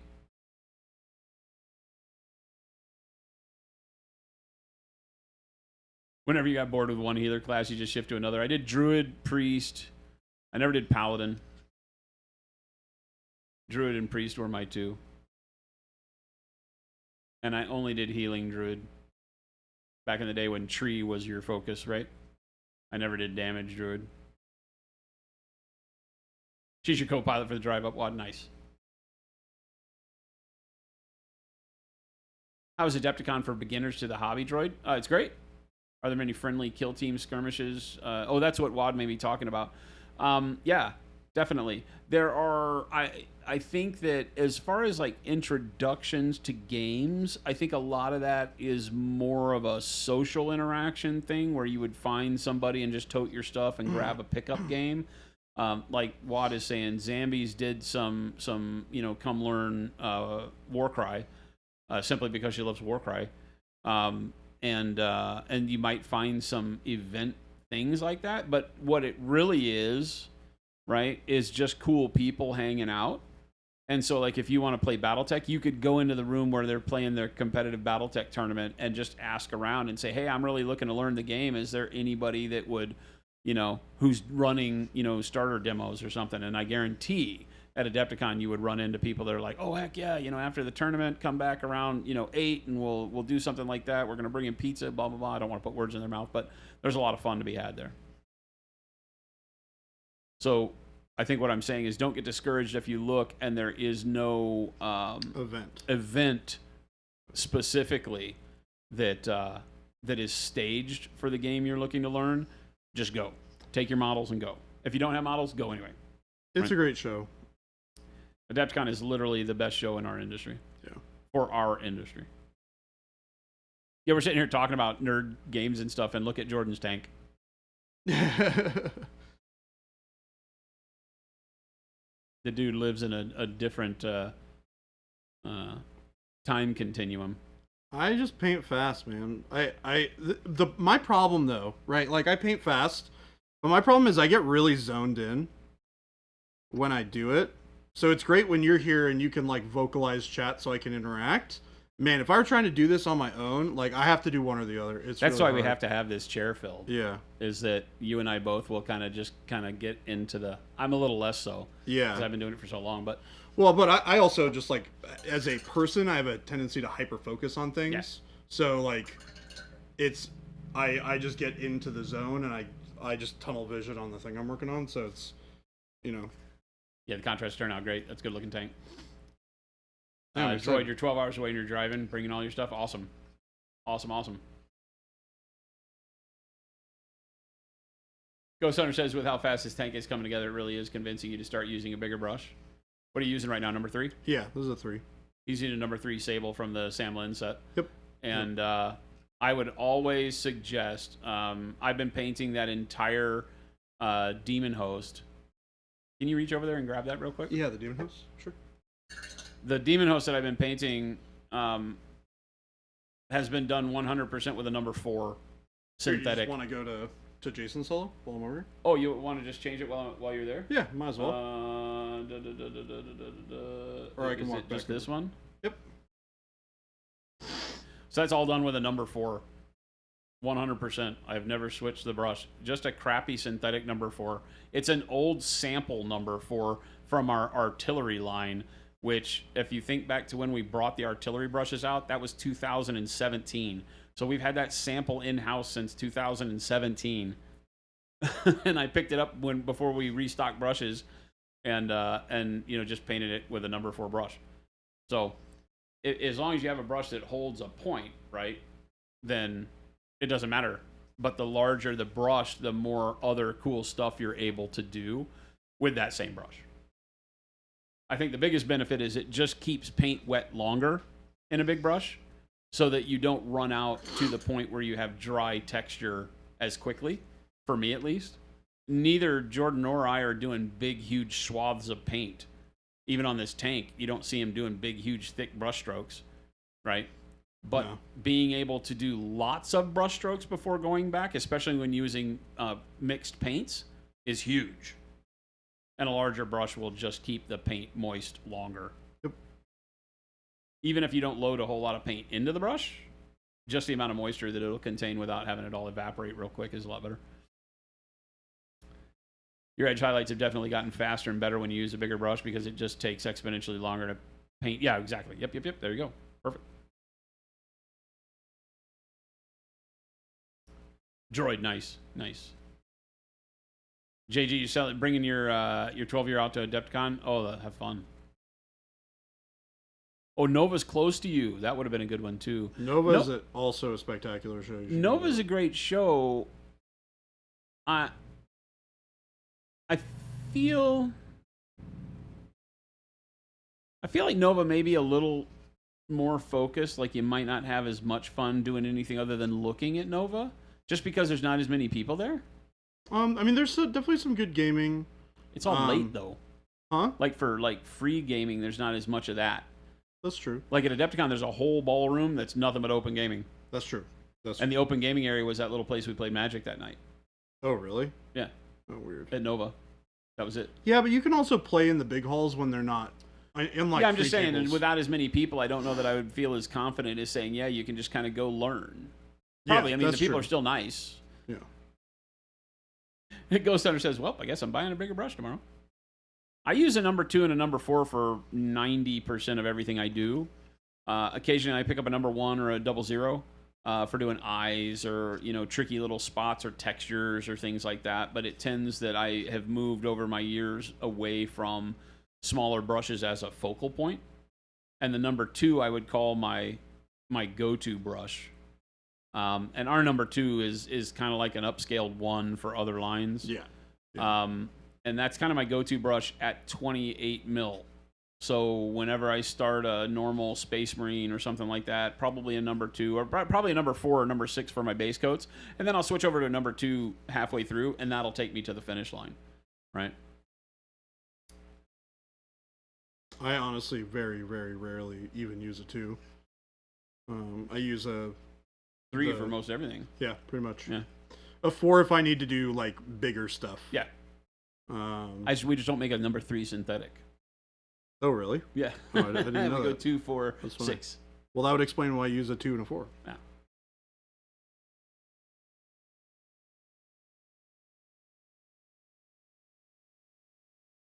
Droid just started chemotherapy.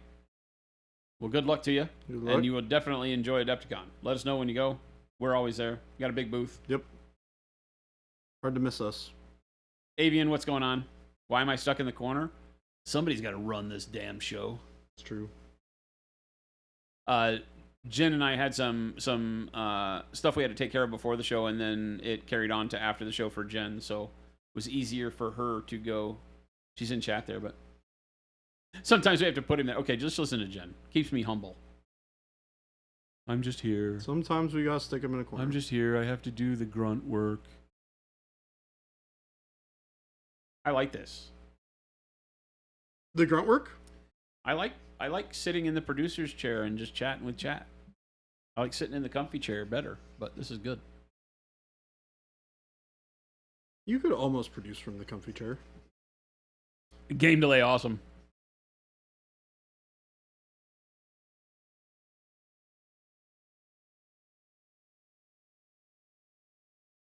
Cookamandia says, just waiting for one of the Canadian suppliers to get the base set in stock, and then you're going to break your monument cherry.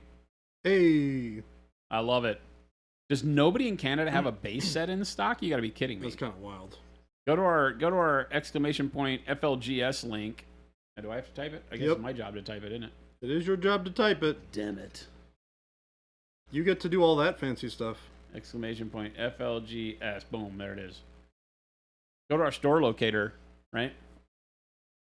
Go to our store locator if you haven't already. I guarantee somebody's got to have a base set in Canada. We ship a ton of them. I find it up hard there. to believe that we wouldn't have a base set in Canada somewhere. Hard to believe. Yell at them for you. Paint Liquor says, Fuse likes talking to me, confirmed. When I said chatting with chat, Paint Liquor, what I meant was... Not you. Damn, Baby J. Baby J with a fire. I'm just sending it. Sometimes, you know. I would like to... We need a little bit of a disclaimer here that Baby J is typically a nice person. Typically. Sometimes. Game delay. You need to look up videos about fixing hook tips on synthetic brushes. You can't. You can't boil them and fix them. You can't do anything. You can boil them and get them straight again, and then they will hook even faster. It's plastic. Plastic gets a memory. It learns the directionality, and it always wants to go back there once it's been bent that way. But don't let that be a deterrent, right? I paint strictly with synthetics. I'll grab a sable to show people the difference between sable and synthetic, but I paint it's close to 100% as you can imagine with synthetics. I can't remember the last time you used a sable.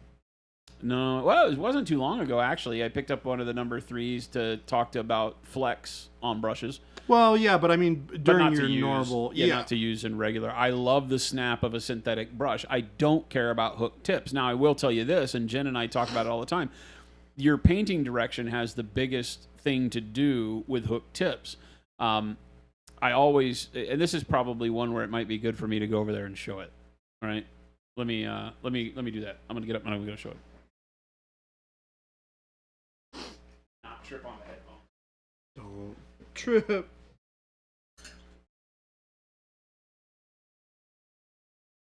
Do you want me to hop over there so you can show them? What's that? Do you want me to hop over? Okay. No, wait, this thing works. Right? I can do that. So, this is the number 4 that I've been painting this model with, right? And so if you look at it, you can see that the tip is not, it's not perfectly straight, right? It has a little bit of a hook to it, but it's nothing big. I'm going to be the first one. I'll just level it out for you. Hook tips are meaningless. Your sable hooks as you paint with it, and then only goes straight when you straighten it back out again.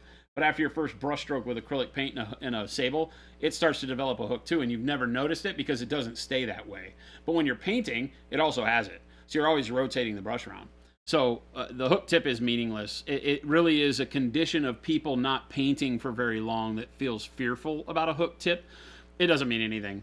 You would show a hook tip on a synthetic to a painter that painted canvases, they laugh at us the way we take care of our brushes. Now, that being said, a blunted tip or something that keeps the tip from being able to be sharp, that's a problem, okay? But the way that I paint, and I, like I said, I only use synthetics, right? But when I paint, I get paint on my brush, and then I take all the paint off, or most of the paint off over here. And part of what I'm doing is I'm obviously wicking the paint off of the brush so that I have the right amount to go to the model with, excuse me. But also what I'm doing is creating this chiseled tip, okay? And so I'll do the brush like that, right? And you'll notice right now that it kind of has a fuller shape, and then it kind of goes to a point at the end this direction. But look what happens when I turn it like this, right? Now I have that knife's edge that I want to be painting with for detail. So I'll take that knife's edge and I'll sit there and I'll start painting in detail on my model that way. And what happens over time is as I put pressure on it, what does it start doing? Like any brush, it'll start to flatten out again and it'll create that chisel this way. So then I have to rotate it back 90 degrees to get that sharp tip again. So this is the way I just paint. Not because of the brush I'm holding, but because of what it gives me in my painting brush stroke. It gives me two things. It gives me a very delicate, fine edge. I've rotated my brush now, so I gotta find it. There it is. So I get a very delicate, fine tip that I can paint very delicate, fine textures with, or points, or whatever I need to do. And it also gives me a broader stroke that I can do thicker applications with. So my brush is doing double duty by painting in this chisel shape. Now, there are actually brushes that are shaped this way, but unfortunately, you can't make it happen at a small level for miniatures. So they're larger, called filberts and cat tongues and things like that are actually shaped that way. Yep. They're wide and narrow, right? Almost like what you would think of as a dry brush, but they have kind of a rounded tip to them. So there are brushes that are meant for doing exactly that for canvas painters, but the smallest you'll find is like a 1/4 inch. And so it's like painting a miniature with a house paint brush at that point in time. So we get close to that here. Knife's edge, a little bit broader here. So your brush is doing double duty. You want to paint big, broad strokes, you can. And then now you know you can rotate your brush 90 degrees and paint a very fine line, right? So that's just brush mechanics. That's just the way every round brush is going to work for you. Now, when you dial that into your brain and you say, okay, I'm good painting that way. Now I know my brush, I can get more work out of it because I can do big, heavy base coats. And then when I'm done doing the big, heavy base coat, I still have paint on my brush. Well, that won't do the fine detail. Oh, but it will. Because I just rotated it 90 degrees. Now, what else do you get from doing this? You make sure that as you're rotating your brush, you're never painting and bending the bristles in the same direction. Because I'll go in and I'll do my fine detail now, and it's bending this way. Right? And then after I've done that, I want to do a wider brush stroke, so I'll rotate it 90 degrees and do it this way. So now I'm bending the brush in 90 degree out from itself all the time as I twist the brush to get the right size brush stroke for what I'm painting. And so now the brush doesn't get that memory. Because one of the things a lot of us do, regardless of if you think about it or not, and this is a bad brush to show this with because it has no writing on it, right? So I take like this brush, and a lot of people will hold the brush in a similar manner. You'll always hold it with, and for most it's funny because if you look around, they'll hold it with the lettering facing their eyeballs, right? And I don't know if it's a recognition thing or what, but you'll see a lot of people with the lettering be in this kind of a range all the time. It's always visible as I'm painting. Or for some people, maybe it's the exact opposite. But watch them do their brush and pick their brush up and down. A lot of people will have that same thing happen every time. Subconsciously, they rotate their brush that way. So now every time I go and paint with this brush, I'm bending the bristles in the same way. And if I never take time to rotate, right, then the bristles are always going to start hooking. And you'll go clean it, and you'll put paint on it, and you'll come back and you'll start painting with it again. And they'll keep going the same direction, and again and again and again, because you're always holding the brush the same through your entire thing because you're never consciously rotating it to do other things with the brush, right? You're just making brush strokes. Wet it, paint, brush strokes. But because, this has never changed, the direction of the brush stroke is always bending the brush the exact same way. And over time, because it's plastic, think about bending your credit card. Eventually, you can't make it flat anymore because the bend always raises it up a little bit, right? And that's what's happening to synthetic bristles, is that over time, they're learning that bend, and it's called memory, right? The ability for a plastic or a plastic-like material to obtain a memory of its shape is a quality of plastics that you look at. Some of them don't hold a memory at all. Those are not good for making filaments out of, right? So nylons and polyesters and all of the things that we use for synthetics are things that do have a memory, unfortunately, right? The more you bend them, the more they remember where they were bent. And they want to they get attracted to going back to that shape all the time. And so to prevent that, just keep rotating your brush. But you're doing it up for a different reason. You're doing it because it's giving you more utility out of the brush too. So for me, I've just never thought about it because I've learned to paint that way years and years ago. And so I'm always constantly rotating the brush. And people go, how is it that you've used this brush for so long, right? And it doesn't have the hook that my synthetics do. And I'm like, well, I guess I don't know, you know? And I do, though, because it's that I'm always constantly sitting here painting a few brush strokes this way and then rotating it around so I can get the sharp edge. Let's do it to where you can see like this, right? Get the sharp edge and then paint with it, and then rotate it 90 degrees and paint with it, and then rotate it back again 90 degrees like this and paint with a sharp edge, and then by this, now I've got a dull edge, and you're doing it that way. I'm not caring about how I'm holding the brush. I'm just constantly rotating it so that the tip gives me what I need on the model. Because I'm usually wasting paint if I'm not doing that. I run my brush until there's no paint left on it. If I'm at a point where I'm like, you know, painting a particular color and I still need more of it, skin or whatever. Unless I'm doing like, you know, I painted this red thing and that's the only thing red, then of course you'll waste paint. But so hopefully that makes some sense, right?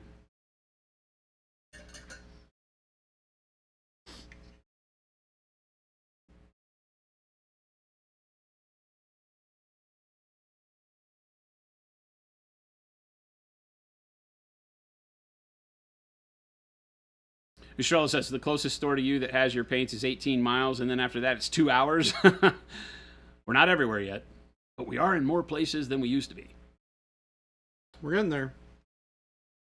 We are getting there. Nobody's at the desk. Begin breaking terms of service. Wait, no. Talk to the chair. Talk to the chair. Game delay. Things I wish I'd learned. Well, and these are things that are good tools for you because you can always teach yourself to do these things, you know? Like I just go back and look at all my brushes here, right? And you've got all these synthetics that I use that are beat. I mean, you can see it's beat up. I haven't cleaned it, whatever. But if you look at the tip of this brush, same thing, right? You can almost see that this brush, right? It's chiseled already. It's flat this way, sharp this way.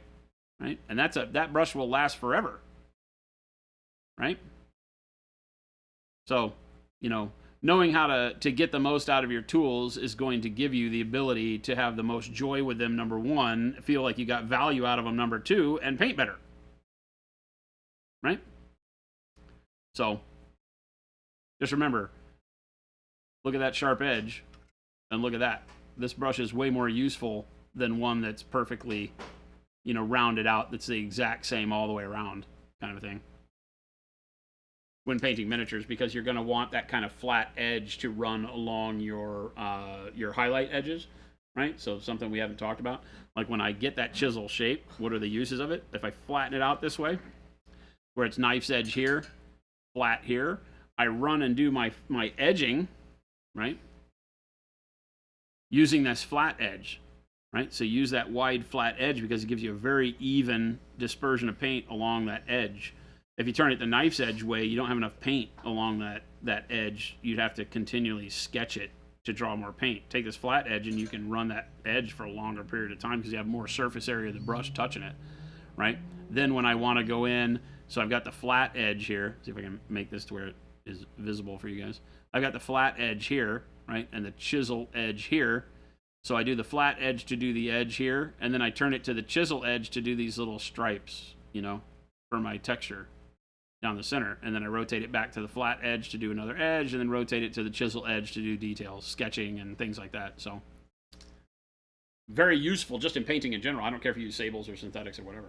You stole my seat. No, I can't stay, though. I mean, I can stay for a little bit, but... Oh, yeah, I guess so. It's 4:10. Yeah. Have fun storming the castle. Game delay. Take it easy. Have good D&D. See ya. Maybe in liquor. But yeah, so I mean, I don't get any special brushes that you guys don't get. All my synthetics are the same exact synthetics we send out to you. I pick them from the same box. I don't ask Jen to check them for me. A lot of times I go over and pull them out of the pile before they've been QA'd and just come over here and start painting with them. Yeah. I literally don't care.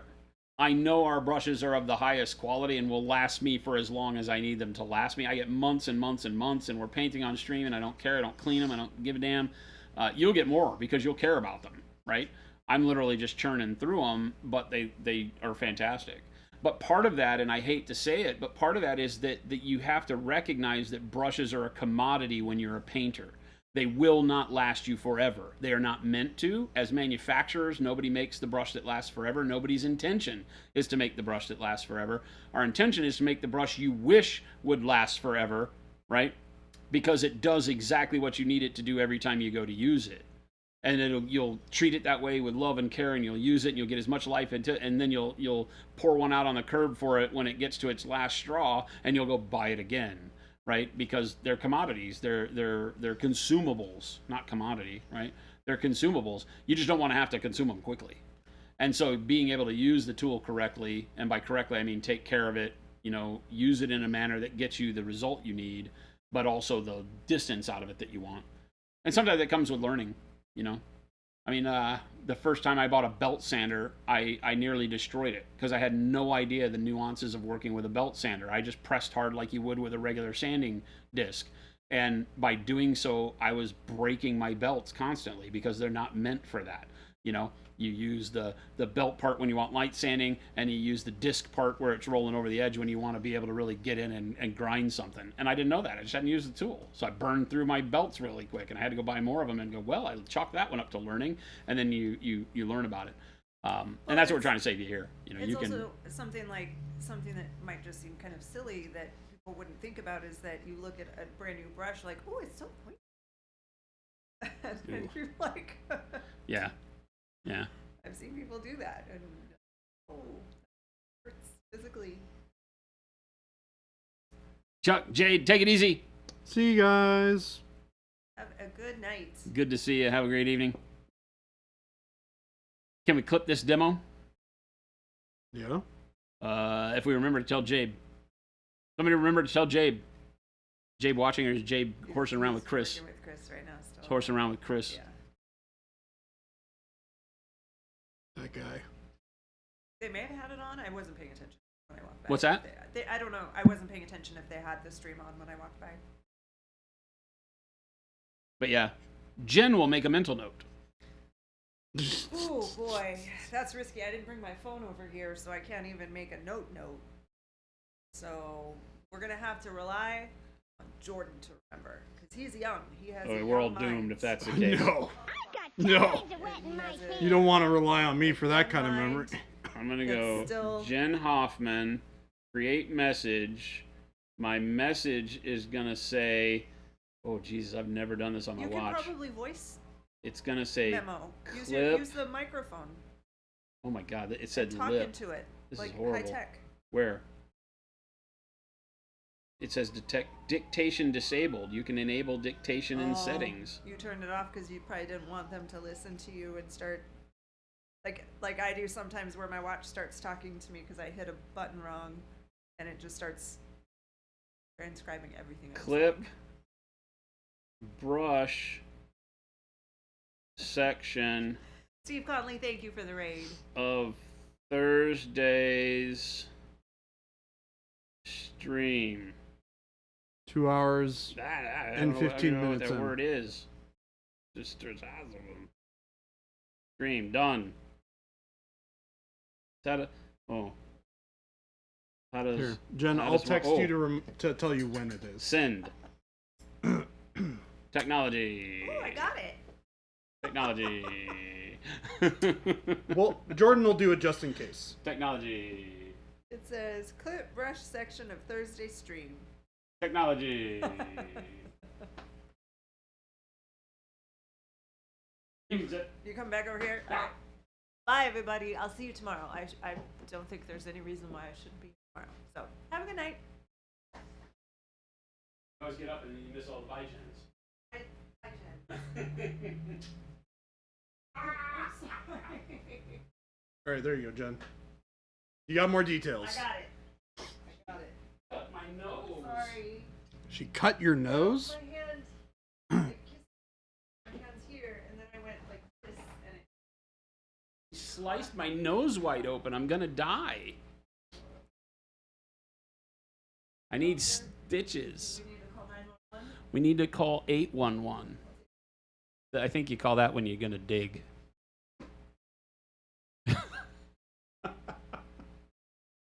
Bye, Jen. Bye. Have a good night. See you, babe. Have a good night. I'll call you before I come home. Jen's supposed to paint, not leave. No, generally on Tuesdays and Thursdays, she will go back to the house around lunchtime and let the dog out so that we can stay late, or that she can stay late. But we didn't do that today because we had the notary and all the bank stuff happening. So she did not get a chance to go back to the house. Plus, we got a lot of people out today, so she was having to manage taking care of a lot of the wholesale order fulfillment. Do we have a lot of people out today? Yeah.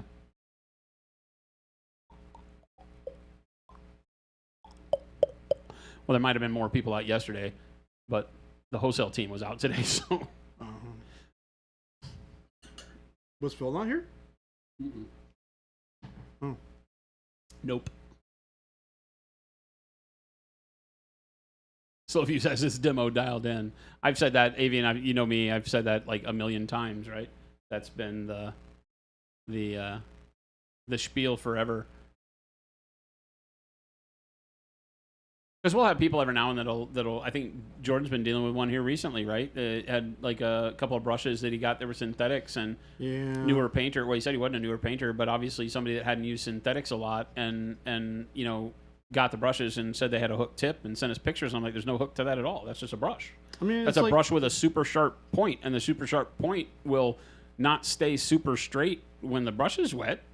That's not a bad thing. Yeah. Brushes bend. It works. But letting people know, you know, what to expect and then being able to show them is very important, right? Because if it's the first time you've seen something like what you're viewing and you think it's wrong, then, you know, being able to find a way to you know, be, you know, kind of brought into the light on how the brush is supposed to work is a big deal.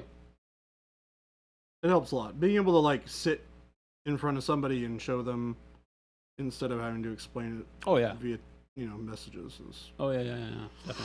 There's something that's hypnotic about it. That's a subliminal messaging that we play in the background, Avian. I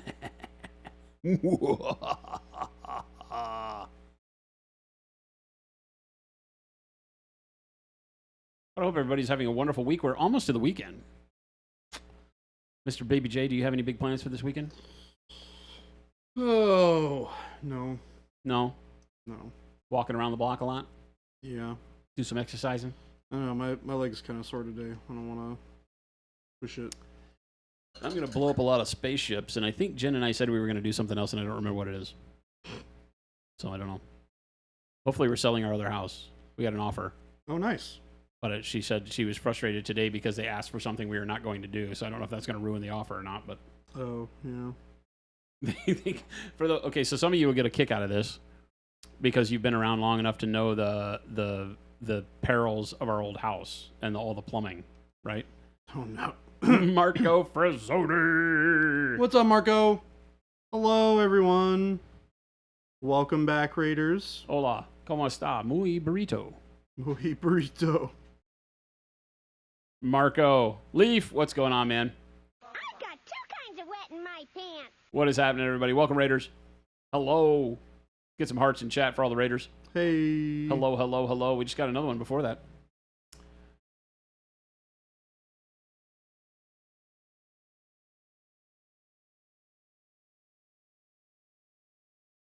Hope you guys had a great stream. Steve Conley. We Radio got Party 5. We got Jason in the producer chair today. They've stuck me over here in the corner. You chose to be over there. They say that I am not allowed to Give away go bags?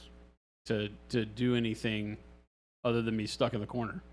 Well, that's true. So, hello, everybody.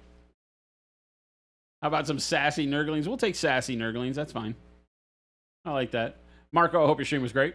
Hope everybody's having a great day. We were just saying that. We hope everybody's having a great slide into home plate end of your week. Tomorrow is level up day. Friday, where we make it through the end of another week here in 2023. It's a lot of weeks we've been through, dude. Yeah, it's going real fast. It's kind of freaking me out, actually. Like, what the absolute hell is going on here with 2023? It's like gone. We're in Q4 2023. Q4. Winter is upon us. Winter is coming. Of course, that doesn't mean much for us in Arizona. Winter's just kind of like the time where you can actually stay outside for like all day. Prolonged periods of time. Kate the Many Painter, the Italian painter, has arrived. Welcome! Welcome! Welcome, sir. Marco, I'm going to leave this lovely bunch in your care. Oh, you are not a friend to them, Marco. This is like when your mother took you and put you in the car, Jordan. Remember this? You'll remember this. Don't cry. Okay, which time? So this is like when Jordan's mom put him in the car and said, honey, we're going to a very special place today. And then when they got there and she let him out and peeled out of the parking lot and left him, and he turned around and it was the men in the white coats. How did you know that happened? And they put him in that padded room for a while. That's kind of like what you're doing, Marco. That's kind of what he's doing to you, chat. They're coming to take me away. Ha, hee, ho. Aha. Ho, ho. Jason's so happy that he doesn't have to paint today. I actually wanted to paint today. Well, that's a bummer. I want to paint every day. Sometimes, though, I would like to sit here and talk to these fine people, though. Negative CJ, what's going on? D. Schmidt starting his MCP Colossus. Uh-oh. You should just paint him in like skin tones. No. Just have it be weird skin tone Colossus. No. You don't need to do that, D. Schmidt. There were plenty of times in the Marvel universe where Colossus lost his iron form. Really? Yeah. One of them got stabbed right through the gut when he turned back to human form. How many of the chatters even know who Dr. Demento is? They're coming to take me away. Ha ha, hee ho. That was a deep cut, says Avian. That was what the radio was for back in the day. Dr. Demento. And the TV was for Benny Hill. All right. Those are done. Now, my goal is to not oil wash this thing today. Or the classic farm in another city. Exactly. What do you think, Jason? You're going to love this trip, honey. Feeling like we could probably not oil wash this thing today.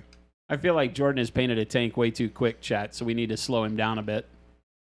What do you mean? We need to go like, I was going to say we need to go kick you in the shin, but that would be really mean right now. That would not make me feel really great. Leaf Painting says, actually transferring photos from that Nova thing into some IG content, all using the Pro Acryl you all supplied to Nova. Thanks again for that. I bought another set there at the con. You liked them so much. Thomas, thank you so much, man. Love your stuff. And I'm glad that you got to partake at the Nova.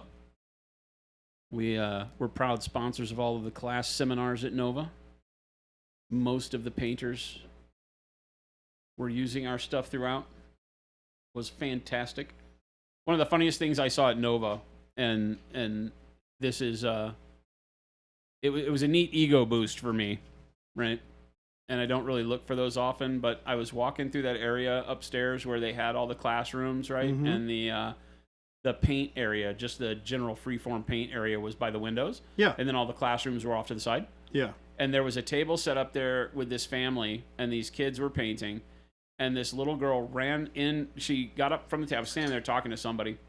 And there was a table of go bags there. And I was talking to those guys. And then this little girl was talking to mom. They were painting and having fun. And I was talking about how this is so great. And like right on cue, this little girl runs into the classroom and comes running out of the classroom with her hands filled with Pro Acryl. And her mother goes, I don't think you're supposed to use the paints from there. We have all the paints that were out here. And she goes, but I don't like those, Mommy. These are better. Yes! Winning. It was amazing, That's awesome. by the way. It was amazing, by the way. Did you say hi to that table at all? I was like, yeah. Yeah. Yeah. That kid's gonna win a golden demon one day. It was just the coolest I thing hope I'd ever so. seen. It was like I hate to get all sappy, but that was just really cool. As the guy that does Pro Acryl, I'm sitting there going, "You go, girl, you go. If you only knew." I wanted to sit down and give her free painting lessons for life, but that wasn't gonna happen. I mean, you can just have her to tune into the stream. She was a paid actress. I slipped her a 20 later. I slipped Mom a 20. I was like, thanks. Same time tomorrow, right? The voice of truth. You can have the whole range for free. Here, I will lavish these paints upon you, little girl. I mean, I feel like that breaks terms of service. That's when you whisper to her brother he's adopted. Oh, that's so bad. You bought another set because the only painting area paints were a different brand. Supplied the staff room with some emergency metallics. That's awesome. Metallics, that's awesome. Leonis, that was you.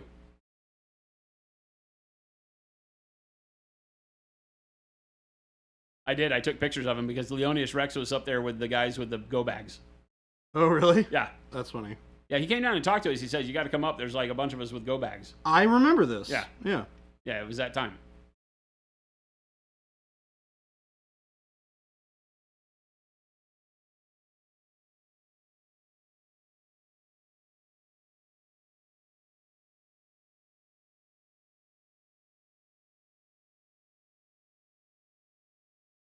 You think you felt pride about something I painted for the first time the other day? What? That's awesome. Seriously? That's amazing. That's a great feeling, right? I mean, that's, you know, and it's real talk when we sit down and we talk about the fact that anything you do in life where you're creating something, right? I don't care what it is. You're making dinner and you're trying something new. You're painting a miniature and you're trying something new, or you're just doing it for the first time and you're doing it. And even if you don't go in with the idea that I'm doing this for other people, it is never bad when other people tell you neat things about what you created. Never. Yeah. I don't care who you are. You can tell me all the time that you don't give a damn about the accolades. You know, you don't need the attaboys. You can tell that story as many times as you want. I guarantee when you go home, you do a little fist bump, right? You give it that little heck yeah. The people love me. It's good. It just feels good. You know, I think that's just a human component, right? We all love to get positive feedback about things we've done. And especially when you've hung it out to dry, basically, and created something.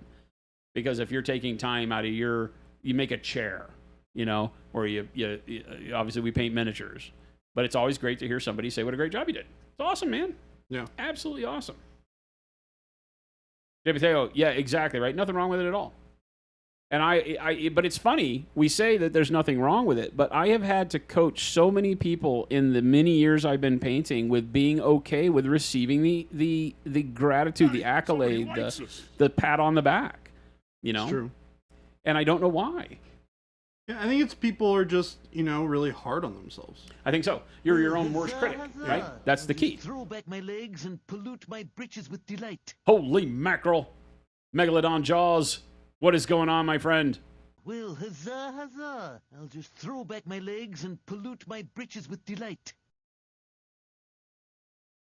Megalodon Jaws, our resident Well, buddy huzzah, from Cool Mini or huzzah. Not. I'll just Oh, throw what back my up, legs guy? and pollute my britches with delight. Megalodon Jaws. Thank you so much for the gift subs. Oh. Philippe, Well, huzzah, Frankenstitch. huzzah. I'll just throw back my legs and pollute my britches with delight. I'm just going to call you H3 because I don't know what that's supposed to be. Hey, that Gary rhymes. and Whittle Goblin. Did Whittle Goblin just get outed in our stream? Whittle, are you maybe. sitting here lurking and not talking to us? Because, girl, I know where you live. Whittle Goblin. Whittle, everybody, outed big time. Use those new emotes and make sure to give some hugs and handies back to Megalodon Jaws. Thank you so much for the gifted subs, Megalodon.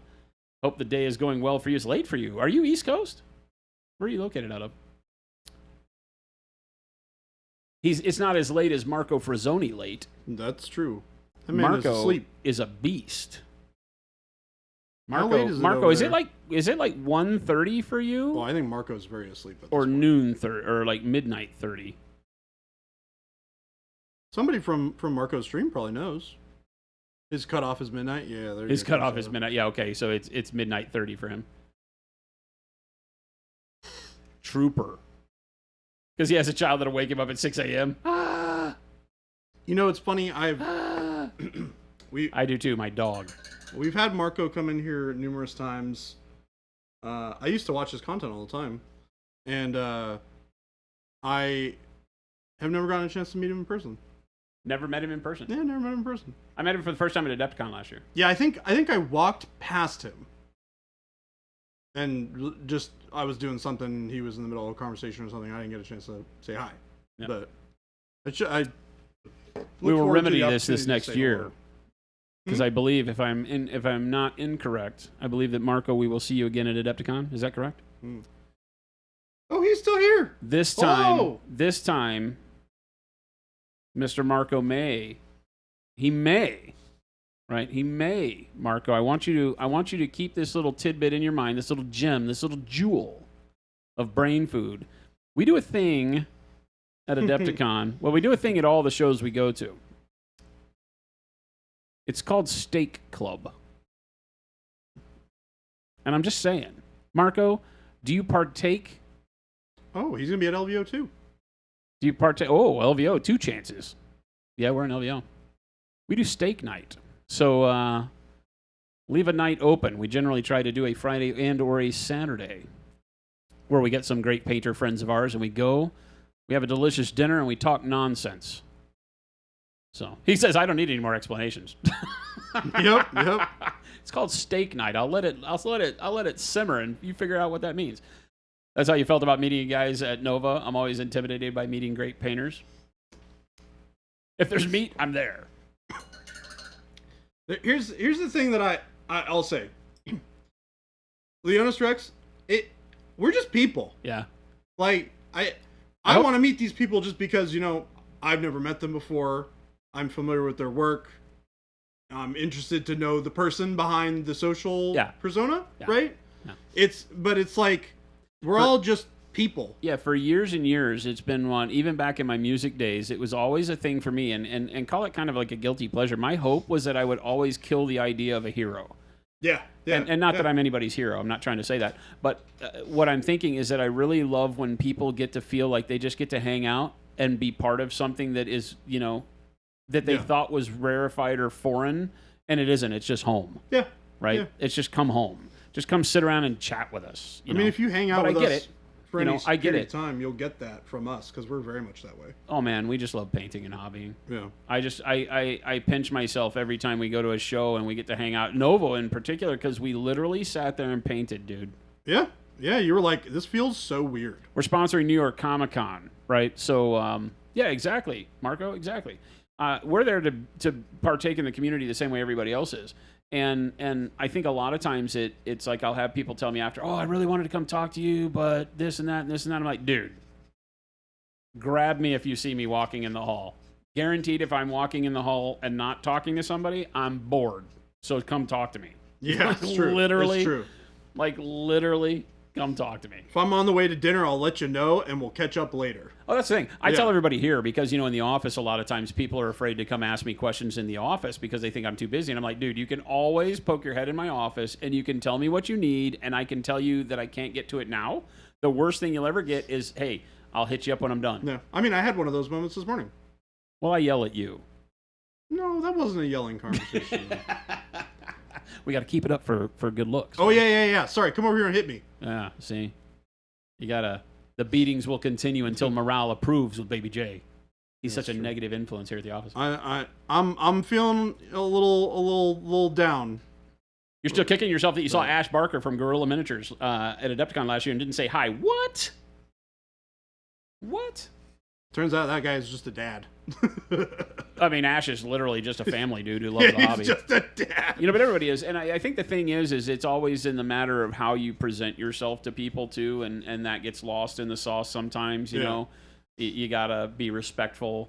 But if you come and introduce yourself at the right time and you give people their space, then I think everybody in this industry, I haven't met very many people that are going to be standoffish. I don't know that I've met anybody. I think the big thing I've met people that are very introverted and won't know how. So here's the funny thing. Worst, in our industry, the worst case scenario is that you're going to go talk to somebody whose content you watch, and they are going to be such an introvert that they are going to be so awkward in how they talk back to you that you'll feel like they didn't want to talk to you. Which is, I want to tell you right now, I speak for 90% of the painting community. That is not the case, right? It's that they are just as freaked out talking to you as you are talking to them. Yep.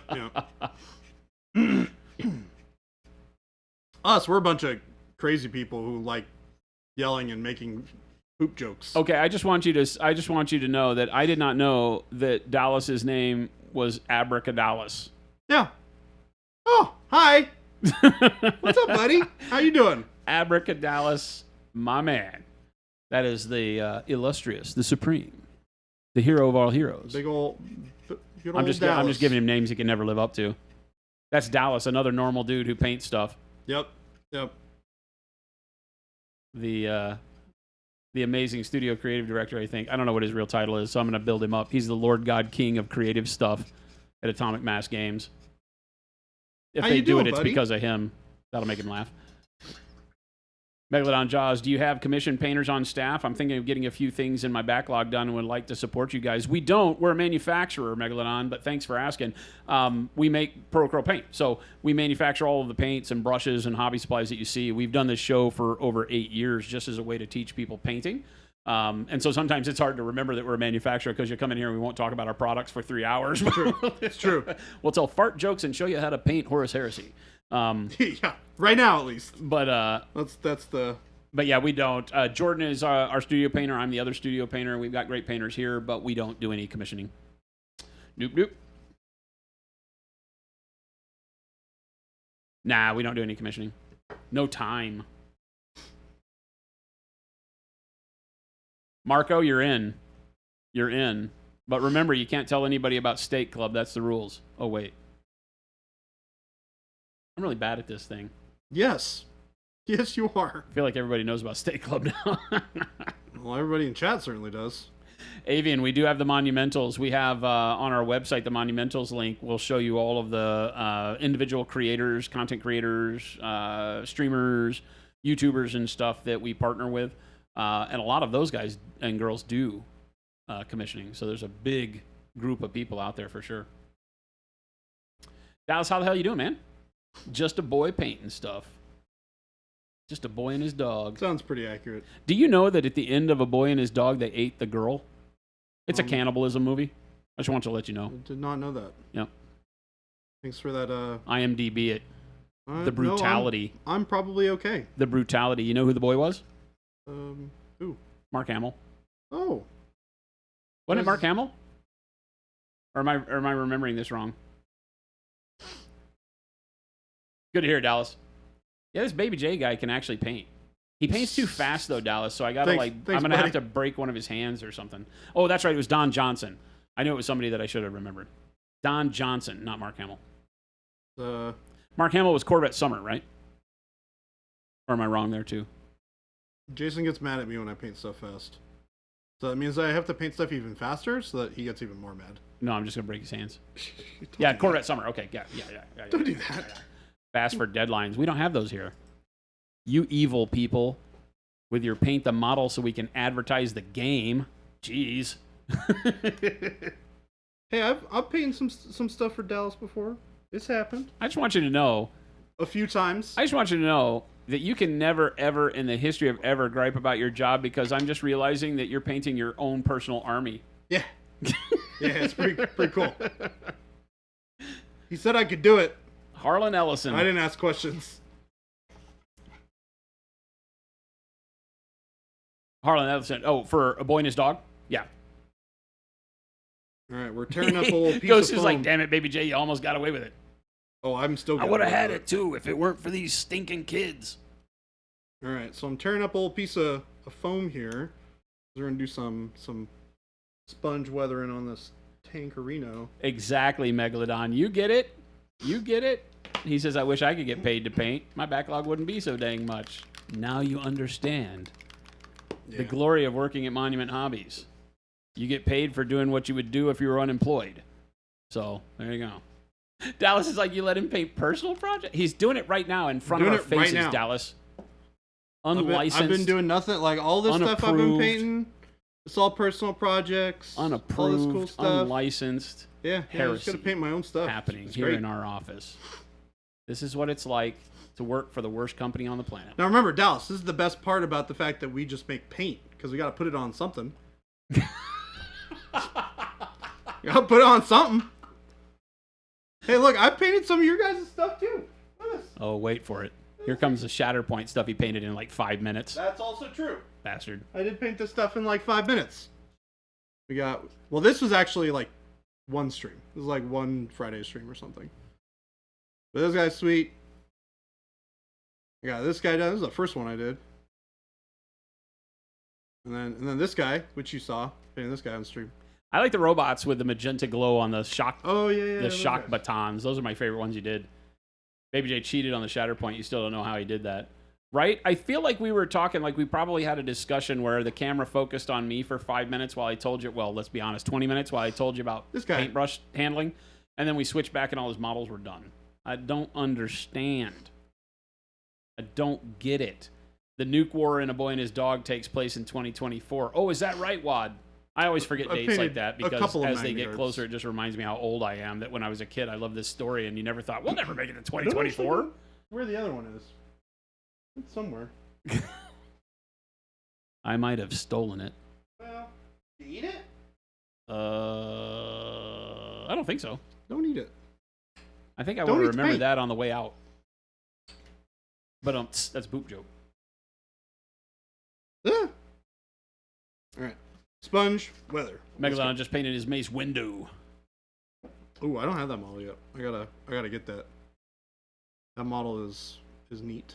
Baby J's been slinging some paint. You know. You get you some Pro Acryl this weekend to try it out. Megalodon, you've done some gifts in chat here. You can just shoot us an email. We'll work with you. You know a guy now. You know a guy.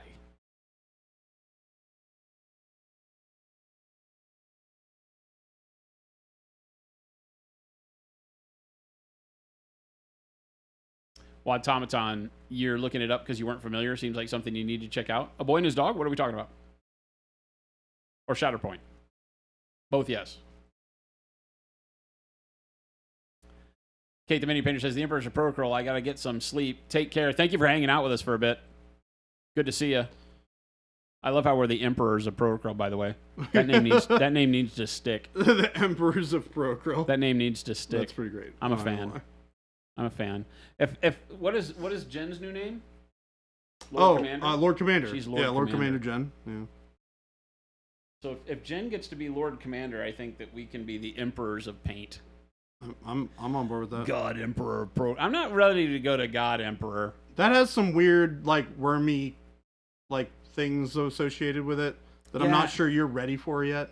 Yeah, I feel like I don't really want a Golden Throne. Although, hey, we have locally at Athoria Games. Have you been there to play cards at all? No. Athoria Games has the Golden Throne. It's literally, they painted their entire toilet gold. No, they didn't. Yeah, you go into the bathroom and it's the throne room. Oh my god. It's the Imperial throne room. It literally is all themed after what the throne room would look like. The only difference is that the toilet isn't like lifted up on like a. Can we talk about how much I love game stores in Arizona? It's so stupid.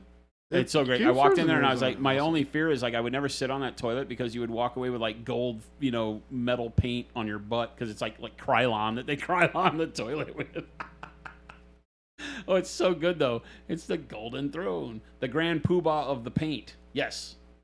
And I didn't remember. That sounds like me, Gosu. Completely true. Grand Poobah of paint. Really? What? You have a stay on target picture above your toilet in your basement. That's what we need around here. I have a neat picture of it's an illustration of Spider-Man sitting on the toilet in profile with like his suit around his ankles on like illustrated on a piece of newspaper while he's reading the newspaper. Oh, nice. Yeah, it's really funny. You painted your game store toilet seat with hazard stripes? Checks out. Also checks out. The Dark Lord of Pro Acryl. No, we're good guys. We are good guys. I mean, I am. That guy over there. I don't technically have a soul, according to Jason. Do you literally see him painting heretics? Hey, hold on. Traitors? Hold on now. There are no good sons of Horus, by the way. There are? No, they were Luna Wolves. So any of them that were good have never worn that. Loken. He's a Luna Wolf. No, that's true. That's true. That's technically true. He's a Luna Wolf. He was never a son of Horus. Gozu says this makes me happy. They adopted this post that rift, right?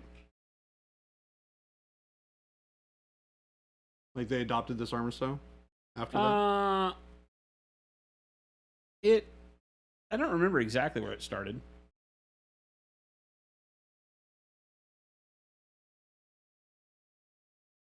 It goes to...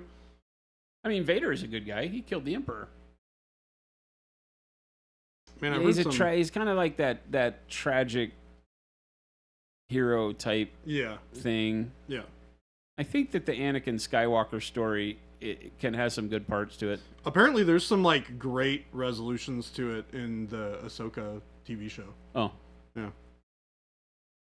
Like he shows up as like a Force ghost or something to that effect. Yeah, I feel like that's what it was, Avian, is that they changed the livery to the Sons of Horus, and the ones who were the OG Terran guys after Istvan got rid of the heraldry and went back to Luna Wolves. Oh, after the Istvan I feel like stuff? that seems to ring true, but I'd have to go check. I don't know. But yeah, back to God Emperor Pro Acryl. I don't think I really want to sit on a golden throne, nor do I want to turn into a worm.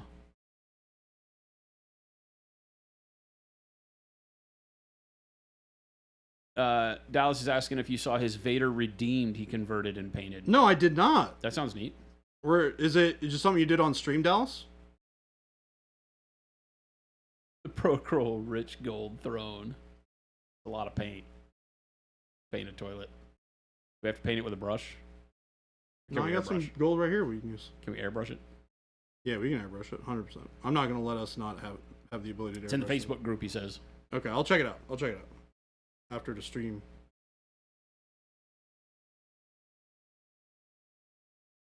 Well, I got something cool to show you here, Dallas. I don't think you've gotten a chance to see this yet. We got something cool that I'm going to use on this tank, like, right now. I don't know. Does Dallas do anything like that? I don't know, but I probably still think it's cool. He's a paint guy. We have invented a new product. This product will see the light of day sometime before the end of the year. Said product is an acrylic, non-toxic, water-based solution to the oil wash problems. Imagine if you could do subtractive oil wash, but not with oil. Ta-ta!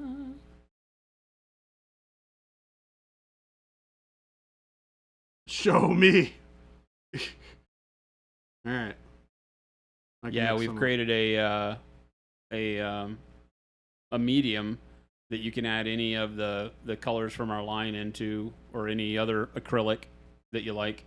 Put it in the medium, and you can literally use it as a subtractive weathering medium. You can put it all. We've slopped it. He's doing it literally to like some of the best painted models he's done since he's been here, and he's just like taken them and just slopped it on there. It gives a really good, grimy filter. And all of the same streaky, you can do dot filters with it. You can do just standard filtering with it. You can do line pen washing with it. You can do anything you want to. Here's a good example, actually. So here's dude with the filter applied, without the filter applied. Yep. And that's just real quick sponging it off. We're just using makeup sponges to take it off. You can paint the whole damn thing on there, or you can thin it down and use it very specifically, like the same way you would with an oil wash. It's a little bit thicker because it's an acrylic, so it's a little sloppier. But it stays open for, right now, we're willing to say up to 10 to 15 minutes of workable time. If you use a damp brush or damp tissue or a Q-tip, you can get longer workability after it. But then it dries quick. Like after it's done and it's finished, and you don't have to do it as an in-step product. You can actually use it at the beginning of the product of the model, let's say, get all the weathering done, and then go ahead and paint everything on top of it. And you don't have to varnish over it. You don't have to worry about it. You just put it on. Once it's cured to the touch, you can paint right over it, glaze on it, ink over it, do whatever you put other stuff all over it. Doesn't matter.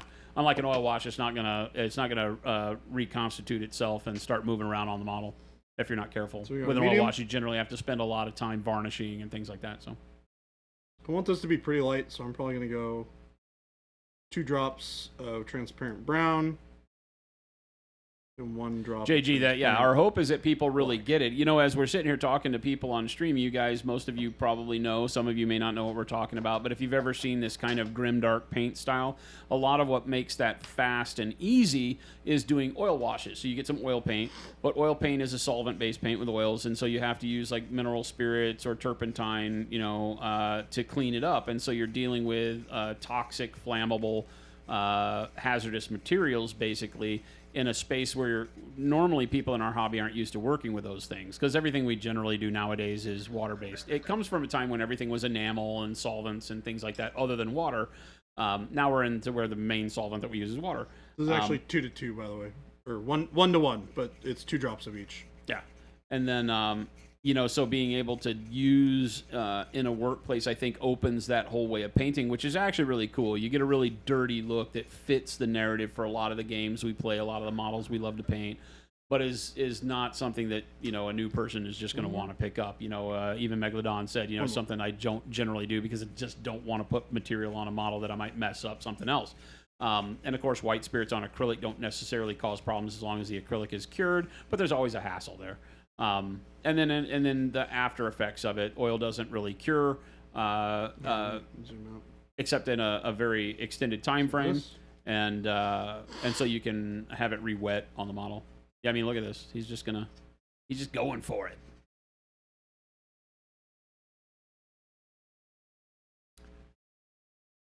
So that is all water-based acrylic paint. Is Baby J crazy? Tune in. Well, yes, 100%. Stay tuned to find out. Right after this, Ghosty's like ruined. Yakov! What's going on, man? We got the Jakob. We got Chair Guy. Fearless Chair Guy. I think now he's Paint My Models guy. Yeah, that's also true. Everybody, welcome the illustrious, the famous, I'm here right at the end. infamous Yakov, the Russian spy. Well, we still got a few minutes yet because I got to do all of this. I was picked the best times to do this. Thor's paw's like, Chair Guy! Megalodon says, I would be so afraid to do what he's doing right now. Your OCD is kicking in hardcore. Yeah, and honestly, this is the way to do it. You just slop it on there.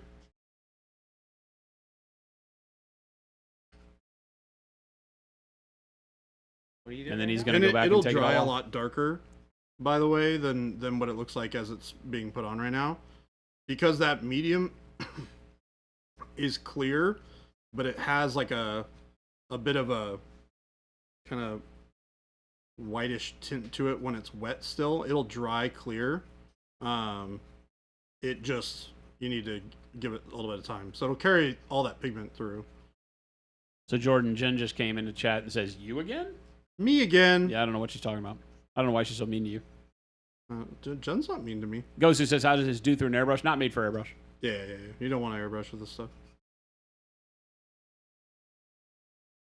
Not made for an airbrush. You can definitely thin it down to get it to go through an airbrush. Just realize that your dry time is going to shorten every time you add water to it.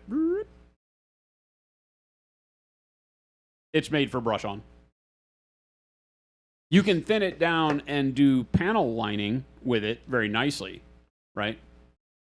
That's the one thing but I we're haven't done. going for the 80-20 here, where people are just going to want to slop it on their miniatures, wipe it off. It's basically like a dunk tank thing,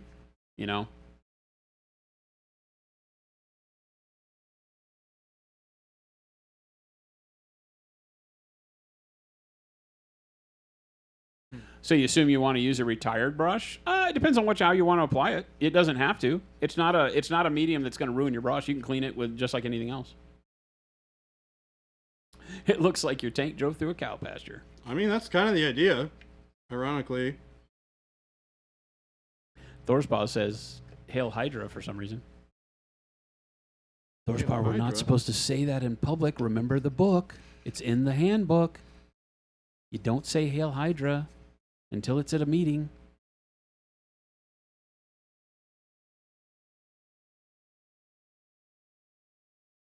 Crypt Shadow. Yeah, and you can do this with thinning the paint down as much as you want. So you can put like 1 drop of paint in. You get to kind of mix it the way you want. So if you want a very subtle filter, this will work great for that. If you're going quick, right? Thorspaw says, I heard it at Steak Club. Lies. You are lying. That's not true. Jacob is assuming his position in the chair. Crotch, Jacob in crotch cam. Yep. It's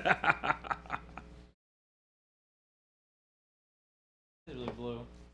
Yeah, it's like all blue. I don't know why.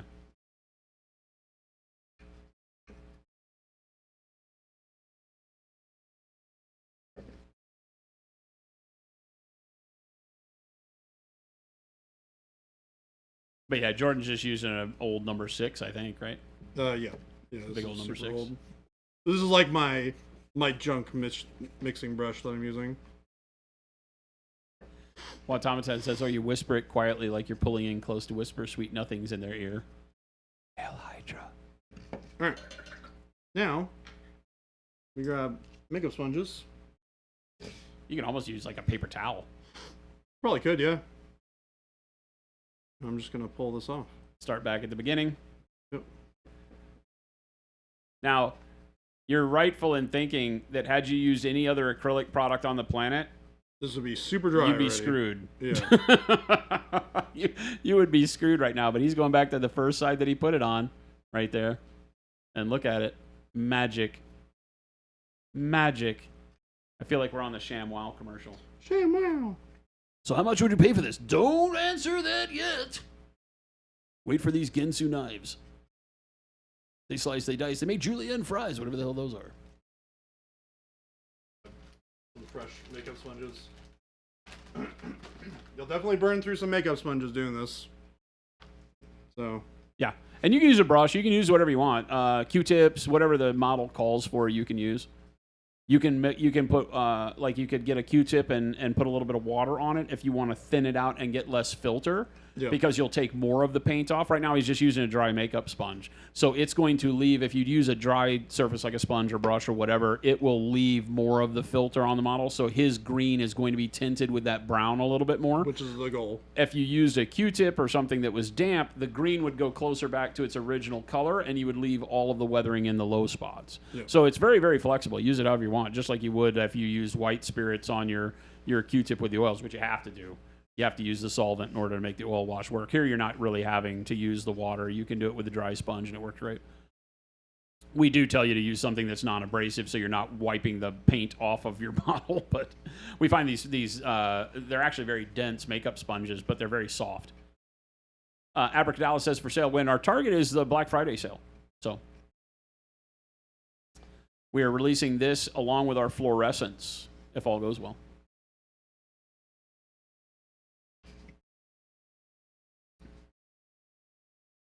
Nivek, yeah. Non-oil oil wash. That's actually the funny tagline is I can't believe it's not oil wash. Fully acrylic, all water-based, non-toxic, just like all of our other products. It's taken us a long time to come up with something like this, but it's been on the docket for a long time, and we are super stoked I love this stuff. on being able to bring it. He's fallen in love with it. I mean, he literally has done all of his Sons of Horus Well, I mean, with it. I He did his Star Wars Stormtroopers with it. Yeah, I do a lot of, in the past I've done a lot of oil filters on stuff. Avian, we do have a name for it, yeah. We're not going to So- tell you what it is, though. It's our first funny name. It is our first funny name. It's a great name. Can you buy it by the gallon? What, so you can take a bath in it? That's a little weird. T. Schmidt, Taylor, I'm just going to tell you out loud. It's a little weird. But yeah, no, I mean it's great. And this all dry really nicely. It'll darken up. So all this kind of lighter brown will turn into that darker shade of brown that we're looking for. Yeah, and Gosu, that's exactly the thing, is that it's going to allow you to take whatever color you want. You could do this with a brighter color if you wanted to do like glowy bits and panel lines and stuff like that. But generally, you're going to want to do it with darker, nasty colors. But like I said before, you can do spot filtering. So if you're familiar with the way that like historic modelers use spot filtering as a way to do vehicle, dust and dirt, you would basically just put a lot of dots of white, yellow, brown, rust colors on the model and then streak them. So you don't have to do it globally. You can do it in a very localized manner so that you can do things that filter just a drip of oil and things like that. So very, very flexible. So, Yeah, you like I can said, the go open back. time really makes it something that you can play around with. Not as much as oil. I can't promise you that you can have hours of open time like an oil will, but we don't want to spend hours doing this kind of process. The other thing too is I'm gonna get a sponge, a little damp. Megalodon, yeah, way easier than weathering powders and things like that, and it stays fixed. You don't have to use a fixative because it's an acrylic paint. So at the end of the day, it dries and it's plastic on your model. Super, super easy.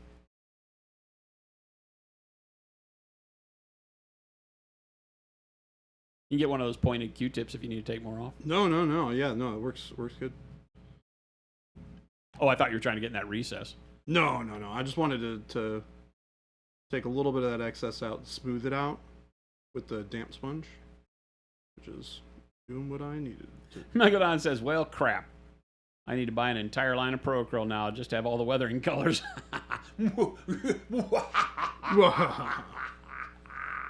Our ploy has been discovered. Dorspaw says you should see the Overlord throne. I literally have a very, very low-key office chair. But I am at the furthest reaches of the office. Well, Hidden. it depends on your point of view. Hidden in my nook of glory. Now that I have the artwork. Yeah, you It kicked feels me like out. I kicked you out, put a conference room in, and Gabe decided it was neat to hang all the artwork. So now when you walk in, it's like it feels like I might live here or something. Like I'm the troll under the bridge.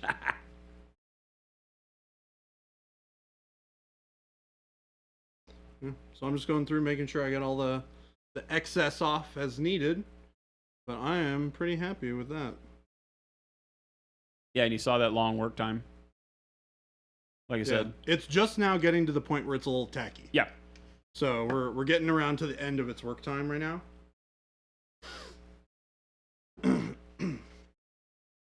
But I mean, oops, wrong way.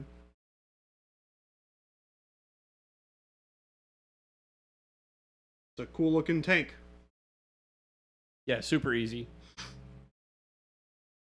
Lethal Shadows Gaming, what is going on? Thank you for that raid. Hello. Welcome, Raiders. So water on a Q-tip would help remove the filtering aspect and keep it just to the panel lines if you want to do that. Yes, anything wet, damp with water. Just water. No solvents, no solvents required. Solvents won't work, actually. So, Lethal Shadow, how you doing? Good to see you. Thank you again. Time for dinner, Dallas. Take it easy, man. If you are not already following, I don't know that Dallas's name, but follow the Atomic Mass Games Twitch. They do live painting on Tuesdays and Wednesdays. I heard they even might use Pro Acryl. They might even maybe use it indeed. They got some good paint slingers over there, so check them out. And they talk about their neat games. They do. And really bad jokes. Like, they may have worse jokes than we do. I mean, we're peas in a pod, for sure. I feel like we get each other. Yep. I get you, Dallas. Do they eat paint over there? Don't eat the paint. No, they don't. They would also encourage you to not Don't eat the paint. Avian says, worst jokes? Impossible. My jokes are damn good, so you get over it. I did like some super dad joke in the lunchroom the other day, and everybody just kind of like deadpan faced me. Like I don't think anybody laughed until I like left the room. That's funny. What was Oh the my joke? gosh. I don't remember.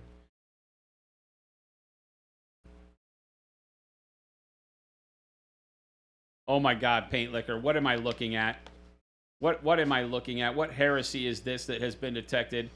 Oh my gosh. AC Mini Nom. This is Aaron. Aaron has made an emote that literally is an eat paint emote. That's it. That's That's done it. for. Oh yeah, he's a monumental. He is one of us, except that he's not. Anymore. Traitor. That even Hashtag got fired. a gen out of the woods on that one. Well, so the funny thing is I wanted to do a don't and then an eat the paint one. No? You don't think everybody would use those two emotes properly? No. Wait, you don't trust chat? No.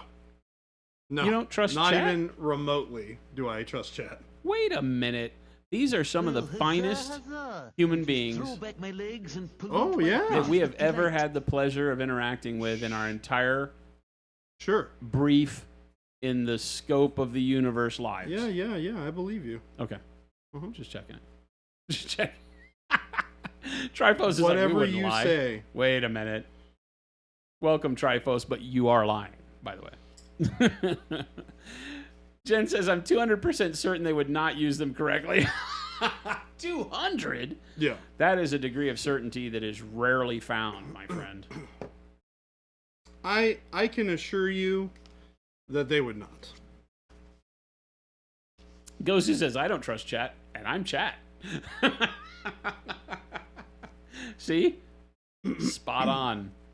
Spot on, peoples. Ugh. Alrighty. Shall we call it quits there for today? Megalodon, thank you so much for your own sub. He's like, I gifted some, but I forgot my own. Oh, dang. Like, thank you. Thank you for the sub. And that is, what a great way to end it. Yeah. How do you feel about doing the take? Great. Yeah? Yeah. Work good? I'm happy that the tank is done. All right. One less thing to worry about. We'll see what it looks like tomorrow.